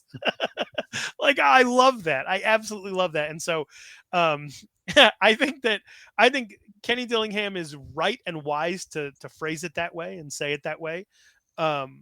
Because it creates that level of intention for maybe some of the kids they're looking at in Texas. Like, man, we had our eyes on you. We're coming to you. We're coming to you. This is where we've always wanted to be, is to have a recruiting footprint right here in the state of Texas. Joe, I know you love Texas. I know you've been hanging out in Texas recently. Oh, yeah. Have you been hanging out in Texas because of having an eye on the Big 12? You know it. Absolutely. That was a plan all along. Right, Scoping it right, out. right. You should have called bank, but it went in. Like that's You know? that's kind of where I'm at with that. But I think, I think that they're going to have a lot of success knowing that there's 4 schools there that spans the state. They're not going to really hit West Texas that hard, but having Baylor and TCU and Houston there is huge. Think about some of the players that ASU has had, out of those areas, Eno, right? Like that's, so to not only have the schools that are there that would give you a reason to recruit there, but to also have the players that you can point to, right? And who would be back in those areas. Like, and what is it? Like Texas has the most former Sun Devils, like 16,000 Sun Devil graduates living in Texas or something like that. I saw a graphic come out. And like, it's going to be huge for the fans out there. It's something I'm really, really excited about. I wish there was still a link back to California, but I don't think Hode said this on your live show. I don't think it's going to matter as far as California recruiting goes. Because there are parts of California that are such a cultural fit. Like the Inland Empire is the Valley. They're the same thing. They really are. Like the Inland Empire and the East and West Valley, it's all like one thing. So like if you like where you're at, but you don't want to be close to where you're at, come to Tempe. There's only going to be a few schools that they can play at in California, especially if Cal loses their football team. Not that I'm rooting for that, but like come to Arizona State. We're just right down the road. So I don't think they're going to lose a recruiting footprint in California, but I think they have every reason to be excited about being in Texas twice a year if they can pull that off. And even if they can schedule a non-con against any other number of 50,000 colleges that they have in Texas. Play Sam Houston State for all I care. They're going to Texas State. Texas State on the ledger already. Yeah. San Marcos is on the schedule tomorrow or next year. Are you gonna go? You gonna go to San Marcos? Yeah, gotta. All right. I'm interested to hear. Yeah, I think I've mentioned on the show a bunch of times over the years, like just being like the remnant from the I think it was scheduled back in 2016. Like, it's just a matter of time before that game gets canceled or whatever that series. Yeah, but. looking pretty prescient right now. Yeah, I don't know. I'm very excited. I'm actually like super stoked about the Big 12. Super stoked. I live on the East Coast now, obviously, so three of these schools are driving distance for me. Certainly because I used to, when I covered ASU, I drove to every game that was within 12, 14 hours. In the time that it would take me to get from Tempe to Salt Lake, I could be in Orlando, I could be in Cincinnati, or I could be in Morgantown, which I've heard is wonderful, by the way. They have a statue of Don Knotts. Did you know that? Really? How about yeah. I will absolutely get a selfie with that statue when first well, time. Hey, Andy. Yeah, Don Knotts. Awesome. So staying on the recruiting topic, followers of the University of Arizona are pretty jazzed up these days for some things that they're doing in state. And obviously ASU's staff is filled with coaches with local ties. So the hope was that it would be ASU getting these 4- and 5-star recruits from the state of Arizona. Now, obviously these relationships take time to develop for this new staff at ASU, but should Sun Devil fans start to be concerned? How do you see in-state recruiting shaken out between these two schools in the years to come? No, and my perspective on this isn't going to be shared by all Sun Devil fans, but I think it's pretty cool. Jed Fish came in and there wasn't a relationship with Kevin Sumlin's staff. They had a recruiting coordinator who actually got a bunch of the best players in the state on campus as sophomores who all wanted to commit. And then they fired that recruiting coordinator and never called any of those kids ever again. And they went to schools all over the country. So Kevin Sumlin's regime was really bad. Like people complained about Herm and Antonio Pierce. At least I think they had a grasp of, especially because they had that recruiting department. They had a pretty firm grasp of who was in the state. And it was more of like a choice. And you can decide whether or not that's better or worse. It was more of a choice to leave Arizona recruiting behind and not prioritize it. For Arizona, it was just like gross incompetence. And so Jetfish came in and he scheduled a Zoom with all of the high school coaches, and they just kind of been chipping away. And they got some former Sun Devil administrator. They got Scotty Graham on staff down there. He knows what he's doing. They have they've got a good offensive coordinator. They got people who know what they're doing, right? So they have had an eye on some of these Arizona kids. They built a relationship over time. A couple of the commitments are surprising. Elijah Rushing, I think Rivals considers him to be one of the best edge rushers in the country, if not the best. That's big for them to have a guy from Sal Point stay home, especially because his older brother was getting thrown scholarship offers, even though he's not necessarily like D1 talent level, but like Oregon wanted him, Florida wanted him. Everybody wanted to try to get the package deal thing going with him. So this is ASU, wasn't Hmm? it? Wasn't it? Yeah, I think so. Yeah. Yeah. But this is just incremental changes sustained over time. That is what is fueling Arizona's success. As somebody who covers high school football in Arizona, outside of the rivalry, I think it's cool because it shows that if you stick to it, it can be done. Right? If you build these relationships, it can be done. Kenny Dillingham's going to be more plugged in to what's going on locally than any coach in Arizona State history ever has been. Part of that is because of Charlie Ragle. Part of it is who he is and his age and how he understands things. And another part of it is because, and this is going to sound arrogant, but I have been covering high school sports in the state of Arizona. I think this is going to be year 13. No one affiliated with Arizona State has ever checked in with us about anyone. Ever. That's different now.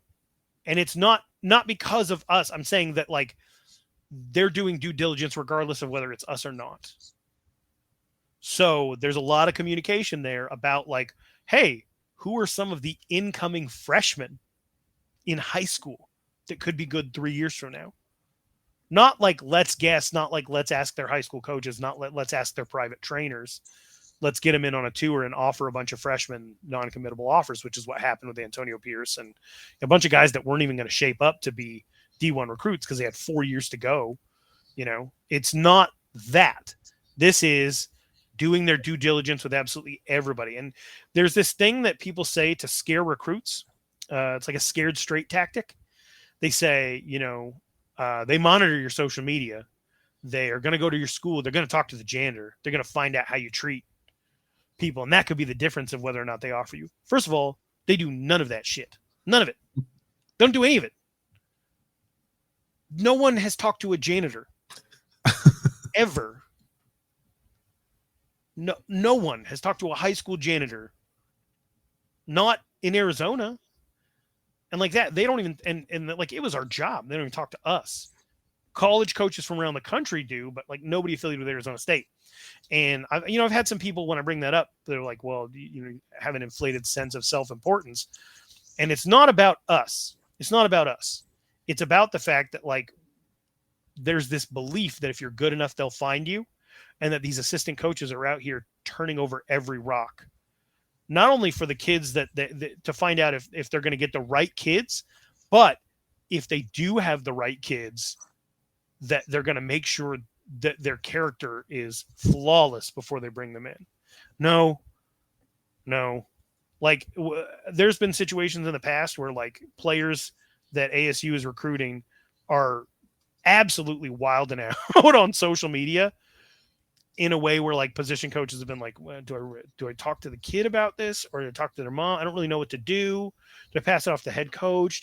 How good is he? Is he 4-star? Let's let it go and let's hope it calms down, And I have one player in particular in mind that went on to have an awesome career at ASU, but had been dropped by maybe 12 other schools very quietly because of just being a kid on social media. Nothing even illegal, just being a kid on social media, making some questionable decisions. And so just knowing that they don't go, and I know, I don't think recruits are tuned into this for recruiting advice, but the truth of the matter is you got to get your life right for you, because you really don't have all these guardrails and bumpers that they tell you that you do. You don't have them. These coaches are stretched so thin. They have to make sure that their position group is fully educated, fully trained up, fully hydrated, fully rested, fully fed, and they know the game plan, and they're not fighting with their teammates, and they're not out smoking weed, and they're not doing all this stuff. And then you got to be on them on game day. And then you also got to be recruiting, and you got to constantly prove your worth as a recruiter, because it doesn't matter how good of an educator you are on the football field. If you're not getting good players, then they will find somebody else at your price point who is younger and hungrier to come do the same stuff that you do. There's so much pressure on these position coaches to be everywhere and be everything. And one thing they're not doing is talking to janitors. They're not doing that. So I say all that to say this. If anybody's going to talk to a janitor, it's going to be Kenny Dillingham. And I believe that to be true from my experiences, from the people I work with at Arizona Varsity's experiences with him, from some of the quotes that he's given recently to the media about the number of kids that he's in contact with, the ones that he messages. He's on it. And he's really, really waist deep in this recruiting thing. He's involved in a way that Herm Edwards never was and never could be. Didn't have the energy for, created an entire recruiting department to make up for his deficiencies in that area. One of the things that was pitched to us as Arizona State fans is you want Herm Edwards on your staff, because imagine Herm Edwards in your living room. Is a mom and a dad going to say no to Herm Edwards? Well, here's the deal. If you're in somebody's living room doing a home visit, you're probably already committed. So 90% of home visits are with already committed kids. So this idea of him being the closer and the salesman, it's not actually a role that exists in college football, but we eat it up because we have this idea that that's what it is, because we watched The Blind Side one time. Right? That's not what's happening. So not Devil Wears Prada, though. Right. I'm going to get you to watch that movie. But, and with Todd Graham, when Mike Norvell was on staff, they had this competitive edge between the two of them. It would cause both of them to really, really grind hard on the recruiting trail. And once you start having that turnover, it's not like Todd Graham's hunger to win went away, but his desire to do that, like his workout buddy was gone.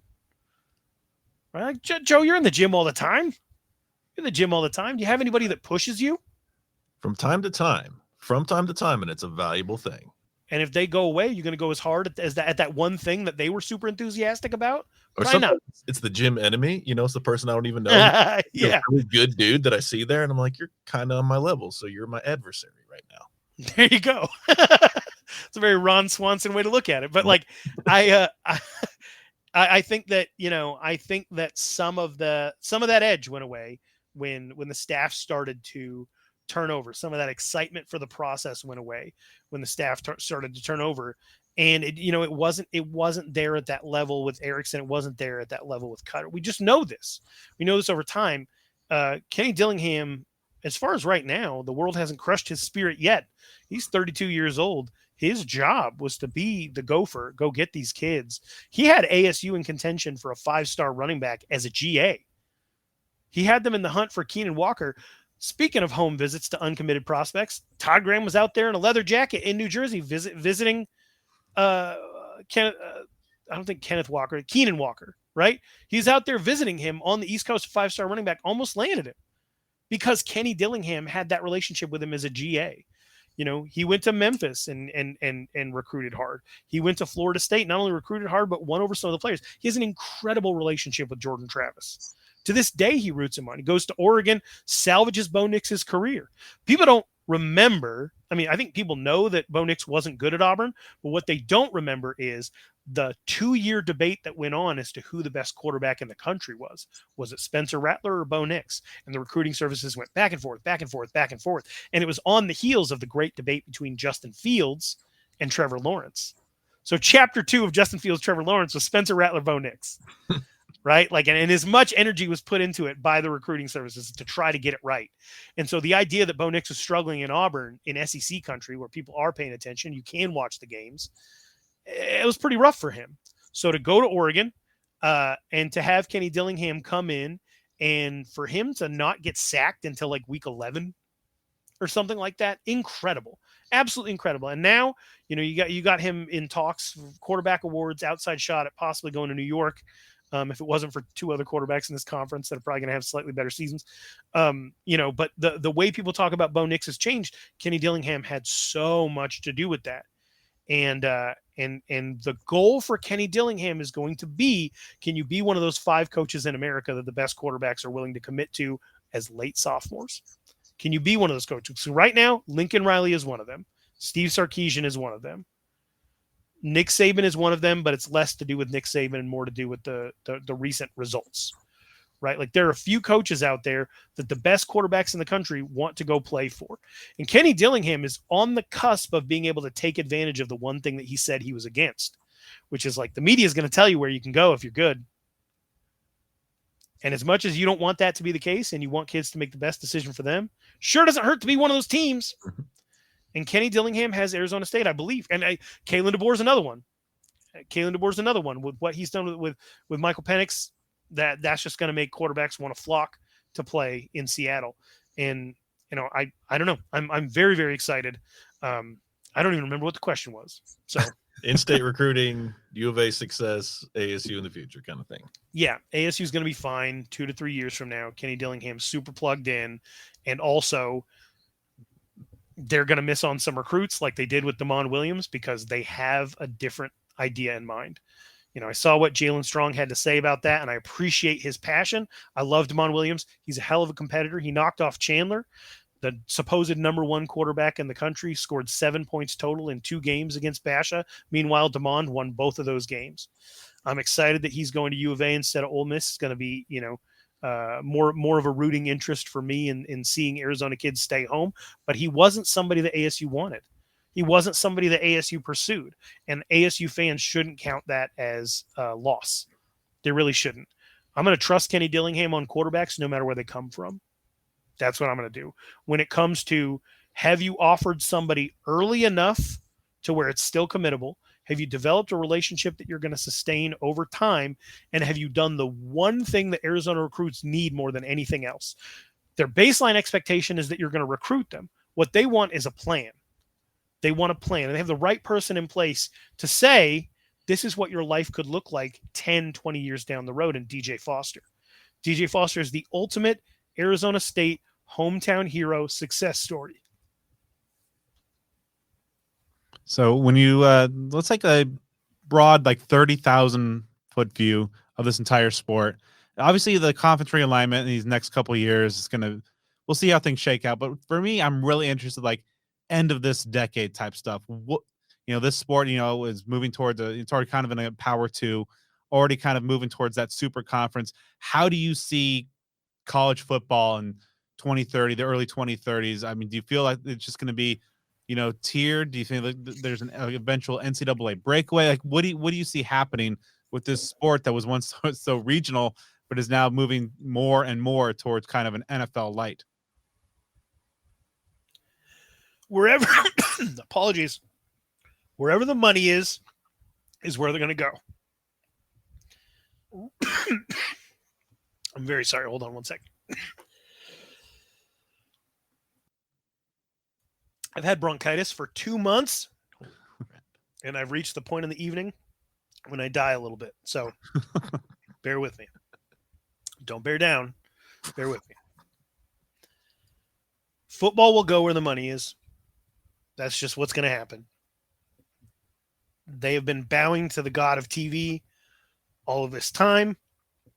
Live sports is the one thing sustaining all of these networks. Even if they're in turmoil, they're finding money for live sports. Apple was willing to make a fake offer of $50 million per school if you could get 5 million subscribers.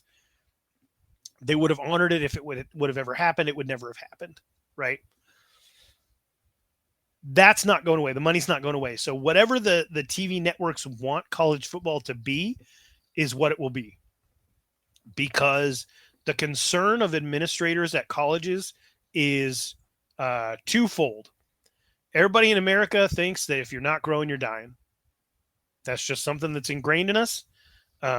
It's why we're awesome, and it's why we're always frustrated.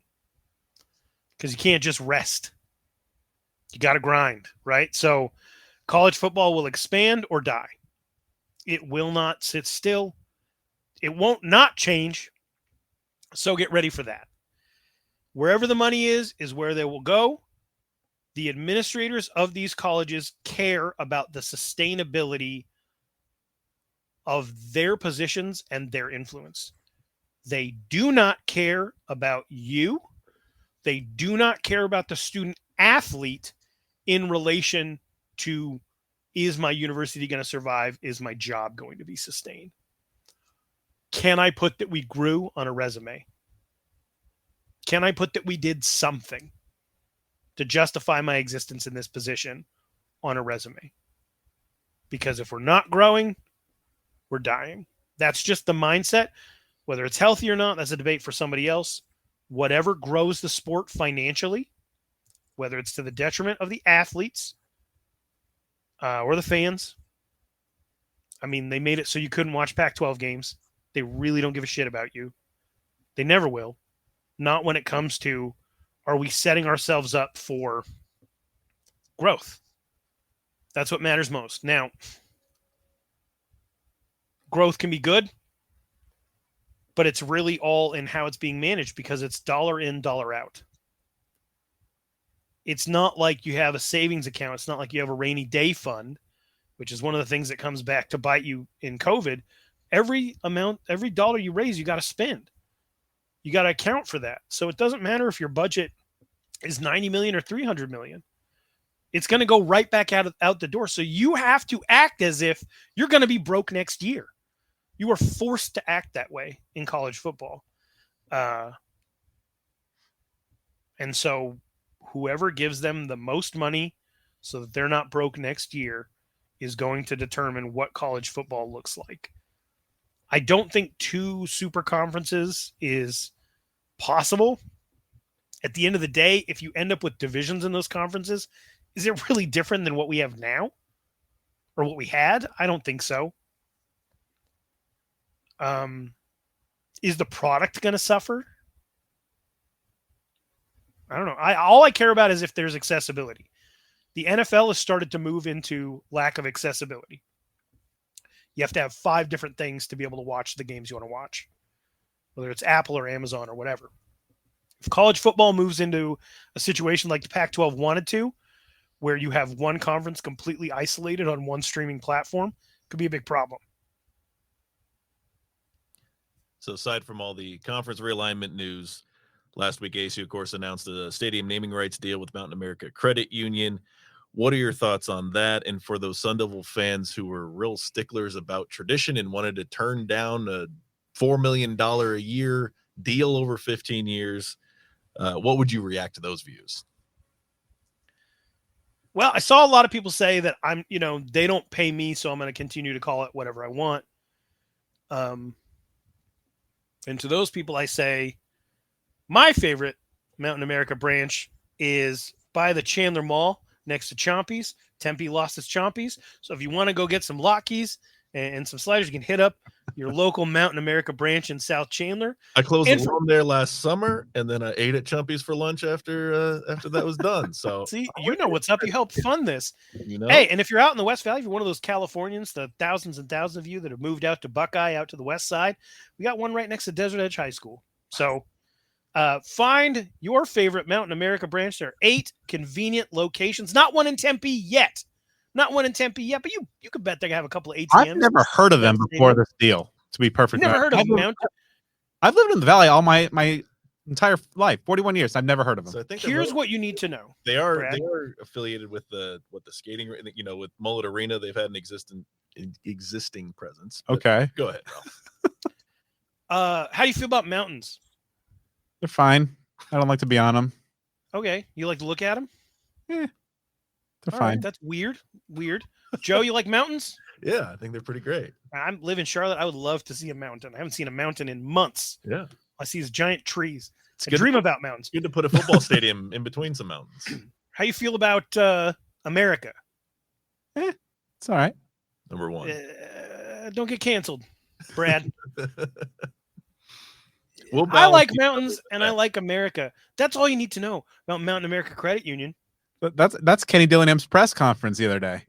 Is it? I missed it, but in unions? Yeah, he's like, unions? I like mountains and America's great, and like put them together.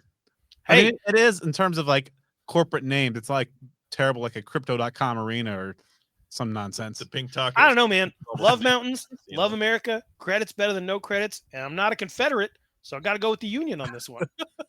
It's a great name, and they're paying you, and no one has to call it that because who cares? Because I still say America West Arena. It's still Heinz Field. You still call it Bank. Oh, it absolutely is still Heinz Field. Yeah.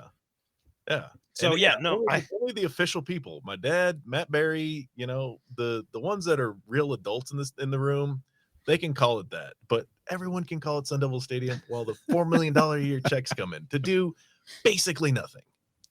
And again, it's Mountain America for $4 million. I'd be Ralph, brought to you by Tampax. I don't care. Like Georgia Tech just took like $75 million over 20 years for their for a really strange name change. Like they kept the stadium at Hyundai Field or something like that. So Bobby Dodd Stadium at Hyundai Field or something. Yeah. Cool. Awesome. Good for them. The opposite of ASU maintaining Frank Cush Field, but selling off Sun Devil Stadium. Yeah, and then they have they had Frank Cush's son there for the announcement, so like they were sensitive to that. And again, no one is going to call it that doesn't want to call it that, and that's totally fine. Everybody's happy. Also, for everybody that's out there saying, "Oh no, we could have called it Pat Tillman Stadium," stop talking. For like 24 hours, don't talk about anything. Just sit with your thoughts. I'm not going to tell you why that's wrong. I'm not going to tell you that it is wrong. I just want you to stop talking. I want you to stop tweeting. I want you to stop it. Just stop. Amsden enforced gag order on anybody who made that implication. All right, so let's get you out of here on this. So obviously, times they are a change in the Pac-12 is just in its waning hours. Obviously, you have had great success. You and George Reister as hosts of the Pac-12 Apostles podcast, one of my essential listens. Anytime I see a new episode drop, get that notification, immediate download. We're firing that baby up. What's next for you in covering the conference, or what's happened with Arizona State? And I mean, obviously, the Big 12's got a lot of religious schools, so there's the Apostle angle there, and it's got 12 names, even though you got Baylor, TCU. Yeah, I mean, there's I don't know. So anyway, what's the Pac-12 Apostle workflow like for you and George, and the future like following this season when the Pac-12 is simply no more? Well, it's not the best joke we've ever made. I'm not sure it was a joke, but we were talking about the fact that this last season of Pac-12 Apostles, the writing is on the wall. We knew that was going to be the case anyway. But it very much, when Colorado announced that they were leaving, it felt like we're still the Apostles. We're just the Apostles on a Saturday. Like Jesus is not here anymore. Hope comes back, but right now I don't know what to do. We've been following this guy for 3 years. Like literally, our podcast followed Pac-12 for 3 years. I'm like, I don't know what we do next. We still don't know what we do next. We know it's going to be fine. We know that Oregon has a home. He's Oregon alum. Know where Arizona State's going. I love college football. I don't love the idea of having to keep track of 130 teams. The Big 12 is 16. That's a lot. I don't know how many are in the Big 10. More than 10, I'm assuming. That's, to only do those two conferences, not pay attention to anybody else seems daunting. So all we know for now is this the last season of Pac-12 Apostles. It's shaping up to be a really fun football season outside of all of the distractions. The quarterbacks are absolutely incredible. Out-of-conference matchups seem really, really cool. And then when you throw in the dynamic of the conference dying, like ASU going to the Rose Bowl for the last time, I told Trent Borgay, I was like, Rose Bowl last time this year. And he's like, well, hopefully twice. And I'm like, I like that. I like that attitude. But, everything is an interesting storyline. I think we're just going to focus on this year. I love doing the Pac-12 Apostles, but it just isn't going to exist anymore. So I don't really know what is next. I'll just be sitting here twiddling my thumbs, hoping to get on Speak of the Devils. Is probably, I mean, and you guys know you could fly me out, right? Yeah, we could. Fundamentally, yes, that information does exist in our brains. Yeah, like for the next live show, huh? We'll get you out for the next live show. It's free. It's free to fly me out. You know that. What? Yeah. It costs zero money to fly somebody to Tempe. That's information that is valuable. All you have to do is tell the credit card company that it's a fraudulent charge. There it is. Ties it back. Okay. To the Jaden's mom. I love you guys. Thanks for having me on. As give him a follow. What a walk off. That was just like a walk off of all walk offs. Give him a follow at Ralph Amsden on everything. Ralph, yeah, we'll definitely have you on very soon to talk about the swan song for the Conference of Champions. Thanks, guys. So some breaking news to share with you, Brad. Just like Kenny Dillingham's staff are hot on the recruiting trail, we have made some 5-star acquisitions of our own, starting with adding Burrito Express. Hell yeah. To our family of incredible sponsors. That one, a long time coming. It's a perfect fit. A family-owned business that began in 1995. A combination of authentic recipes, competitive prices, and a comfortable atmosphere makes dining with Burrito Express a unique experience. You've seen their passion on Twitter. You've seen how incredibly active they are with supporting Sun Devil student athletes with a multitude of NIL deals. So it's safe to say if you're a part of the Sun Devil family, Burrito Express is a business well worth your support. And oh, by the way, the food, absolute fire, top tier grub all the way. Burrito Express has 6 Valley locations, 2 in Gilbert, 1 in Mesa, 1 in Chandler, 1 in Scottsdale, and the Tempe location near Rural and University, just about a half mile from Sun Devil Stadium.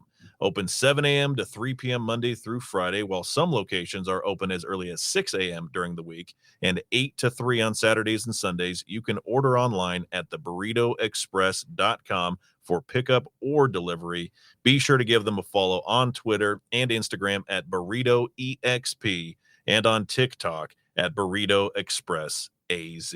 Welcome aboard, Burrito Express. Yeah, so I've covered every practice, and so that's like 7 practices. And as you mentioned, the proximity to ASU and the practice field especially is right there. And practices have been wrapping up after interviews about 11:30, 11:45. I think it's like 4 or 5 days I've made the trek from wrapping up interviews at Couchkawa over to Burrito Express to get my BSB with the red salsa. Delicious. And I guess this will, to the point that how good the burritos are, Jalen Conyers gets there. I ran into him actually after one of the practices. He actually doesn't get the salsa because he says the burritos are so good. And I think that's weird. So is that kind of like the same vein of people who are like real like barbecue snobs who say like you don't need barbecue sauce if you got like the right seasoning and the meat is cooked. And he is a Texas like guy, yeah. That hey, okay, you might have something.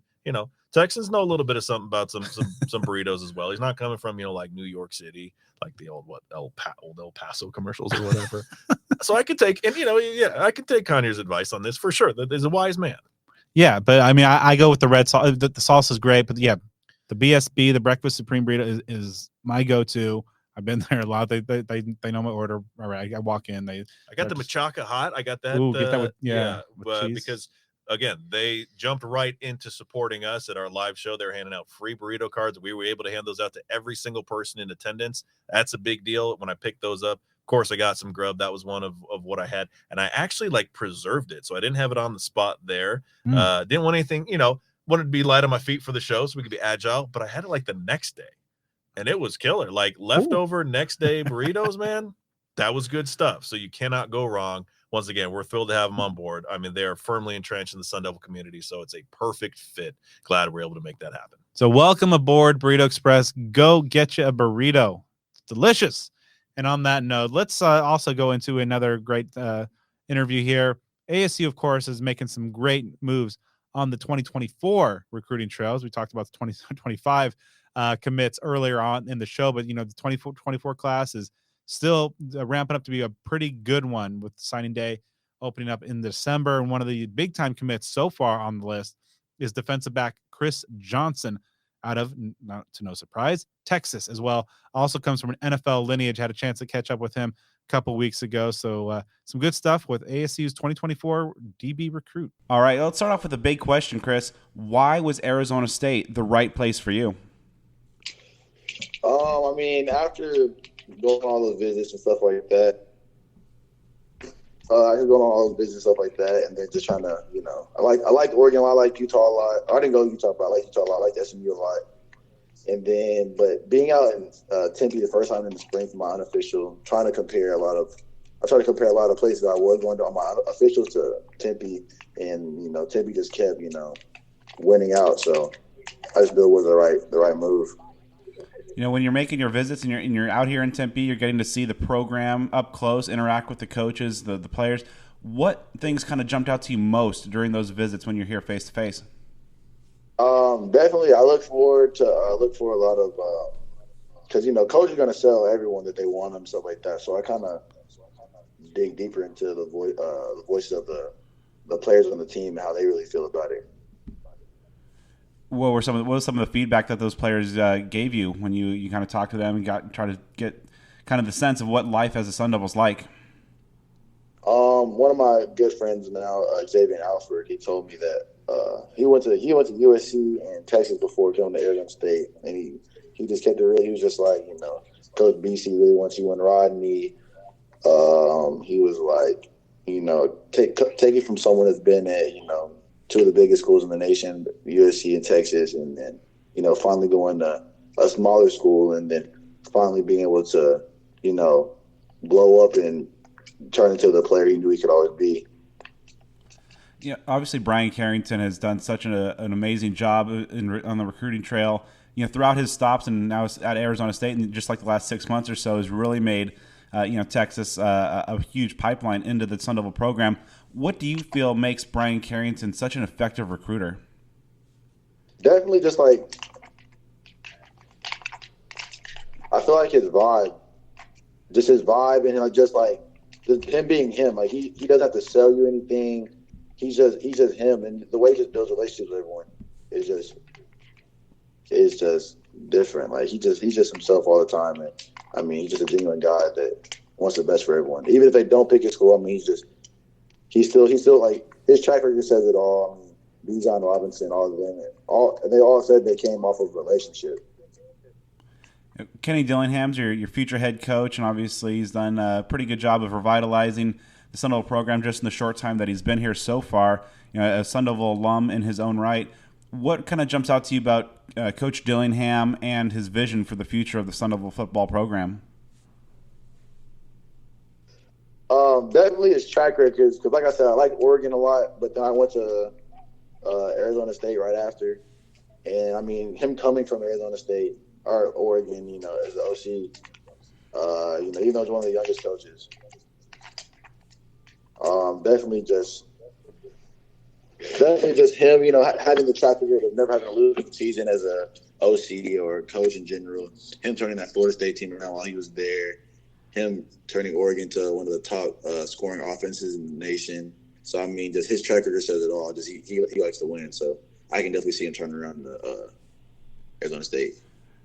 You're obviously one of the most sought-after DB recruits that ASU has been going after in a little bit. Obviously, when you're out there on the field, what kind of skills do you bring to a defense? Can you give our listeners a scouting report on what you bring? Most definitely bring my physicality and confidence to the field from snap number one. It's just like if you don't come to hit, if you don't come with confidence, you already lost. So, you gotta start what and just build off of that.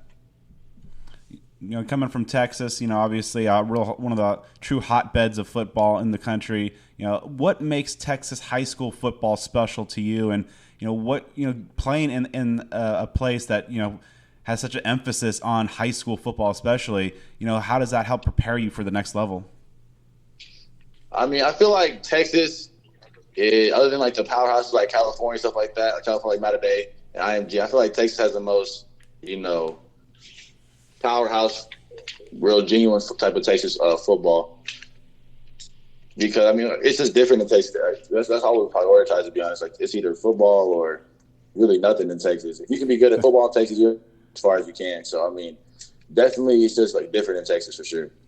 Yeah, when you got to, throughout the recruiting process and getting to know this Sun Devil team, the coaching staff, and specifically the Sun Devil defensive scheme that defensive coordinator Brian Ward likes to run, what kind of stands out about this defensive scheme and what it asks of its DBs? To be honest, me and Coach Ward didn't really go through the scheme a lot, but we did. Me, him, and Coach BC did sit on a Zoom call for about 3 hours, and he told me how he sees me fit in their defense, playing nickel, safety, corner. So it just gave me more opportunities to get on the field early. And so, I mean, that was a really good thing here. Now, of course, you have a dad who was an NFL veteran and obviously has a world of experience in his own right. How valuable was that to have somebody to help guide you through the recruiting process, but just kind of life in football and advancing and going through the levels? How valuable was it to have that resource with you? Definitely coming from someone that, like, my dad's just the JUCO route, wasn't that big in football at first. We were kind of a track guy, and then he kind of just trusted the process, wrote it out, and just to see how far he came with it, that's really inspirational. And just hearing, when he gave me some advice, I really try to, listen to it and, put my foot forward to, go out and do it the same way he did it. Because, I mean, coming from someone that's done to the best ability, win a Super Bowl, I mean, he can't really tell me no wrong when he won the Holy Grail, to be honest. You got one more year of high school ball before you're making that jump up to major college football. What are some of your goals that you have set forth for your senior year? Definitely get a couple more picks, show off my ball skills a little bit more, and show off my top speed a little bit more. Cause I've been running track. I ran track all spring, and then definitely win state, just another state championship. When you look forward to about a year from now, what really kind of excites you the most about playing major college football, putting on the maroon and gold, and playing for the Devils? Definitely, just proving that just because I picked a smaller school, that we're still coming the same. It's more of a team thing, and then being 16, I'm gonna barely be 17 when I take my first snap of college football. So just showing that I'm one of the youngest out there, just hanging with the big dogs, just putting on for myself. I mean, it just always gives me a chip on my shoulder that I always walk with. And a huge thank you and shout out to the wonderful folks at the Spaghetti Shack. As you know by now, Spaghetti Shack, not just Sun Devil owned and operated, but owned and operated by a former Sparky the Sun Devil, with 3 locations, one up in the cool temperatures of Pine Top and 2 in Tempe, including an ASU location just 1 mile from Sun Devil Stadium that is open from 11 a.m. to 10 p.m. Sunday through Thursday and 11 to midnight on Fridays and Saturdays. Go and get your fill of spaghetti, meatball sandwiches, and more. Hey, Mondays, it's buy one meatball, get one free all day. Tuesdays, they have their famous spaghetti tacos. Catering also available. And like all our sponsors, the Spaghetti Shack, deeply involved in giving back to the Sun Devil community and the Tempe community as a whole. So next time you're looking for some grub, support a Sun Devil small business that is owned and operated by die-hard Sun Devils. You can find them on Instagram, TikTok, and Facebook at The Spaghetti Shack, and on Twitter at Spaghetti_Shack. Check out their menu, hours, locations, and more online at thespaghettishack.com. The Spaghetti Shack, takeout for the pasta-loving people. I believe they're also rolling out, the Italian sausage now. I haven't tried that yet, so I got to get down there and try that, because obviously the spaghetti tacos are great. The spaghetti, of course, is great. The meatball subs can't miss. So good stuff going on there. And that's going to do it for this episode of Speak of the Devils. I'd like to thank some tremendous guests on this episode: Ralph Amsden, of course, Rashad Samples, and Chris Johnson. Make sure you stay with the show on the social media side of things. Football season is here, folks. It's going to be great. You can find the show on Twitter at SOTD Podcast, on Instagram at Speak of the Devils, on YouTube, Facebook as well. Give me a follow on everything at BDenny29. And you can follow me on all the things at Joe Healy 42. And the last thank yous and shout outs to our wonderful sponsors. I'd like to extend a big time thank you to longtime sponsor Sun Devil Family Charities, a 501c3 nonprofit organization created primarily for the purpose of raising funds to provide financial assistance to Arizona State University alumni, students, staff, and immediate family members adversely affected by medical issues. Monetary donations are always appreciated and support those in need due to an unexpected medical condition. Sun Devil Family Charities also has volunteer and sponsorship opportunities available that you can learn about on their website. For details about Sun Devil Family Charities and other ways to support them, check them out online at sundevilfamily.org. If you're a Fry's food shopper, I know I am. If you want to support Sun Devil Family Charities without spending a dime more than you already do, check out sundevilfamily.org to sign up today for Fry's Community Rewards simply by linking your Fry's card to Sun Devil Family Charities. Don't have to spend any extra money. This wonderful charity gets supported. That's a win-win. We're also thrilled to welcome another new sponsor for this year in Smashin' Devil, a Sun Devil business built on pride and passion. Owners Alex and Karen Ladensack founded Smashin' Devil in fall of 2021. The concept was created from their love of cooking, Sun Devil pride, and desire to serve high-quality food truck fare to the Tempe area.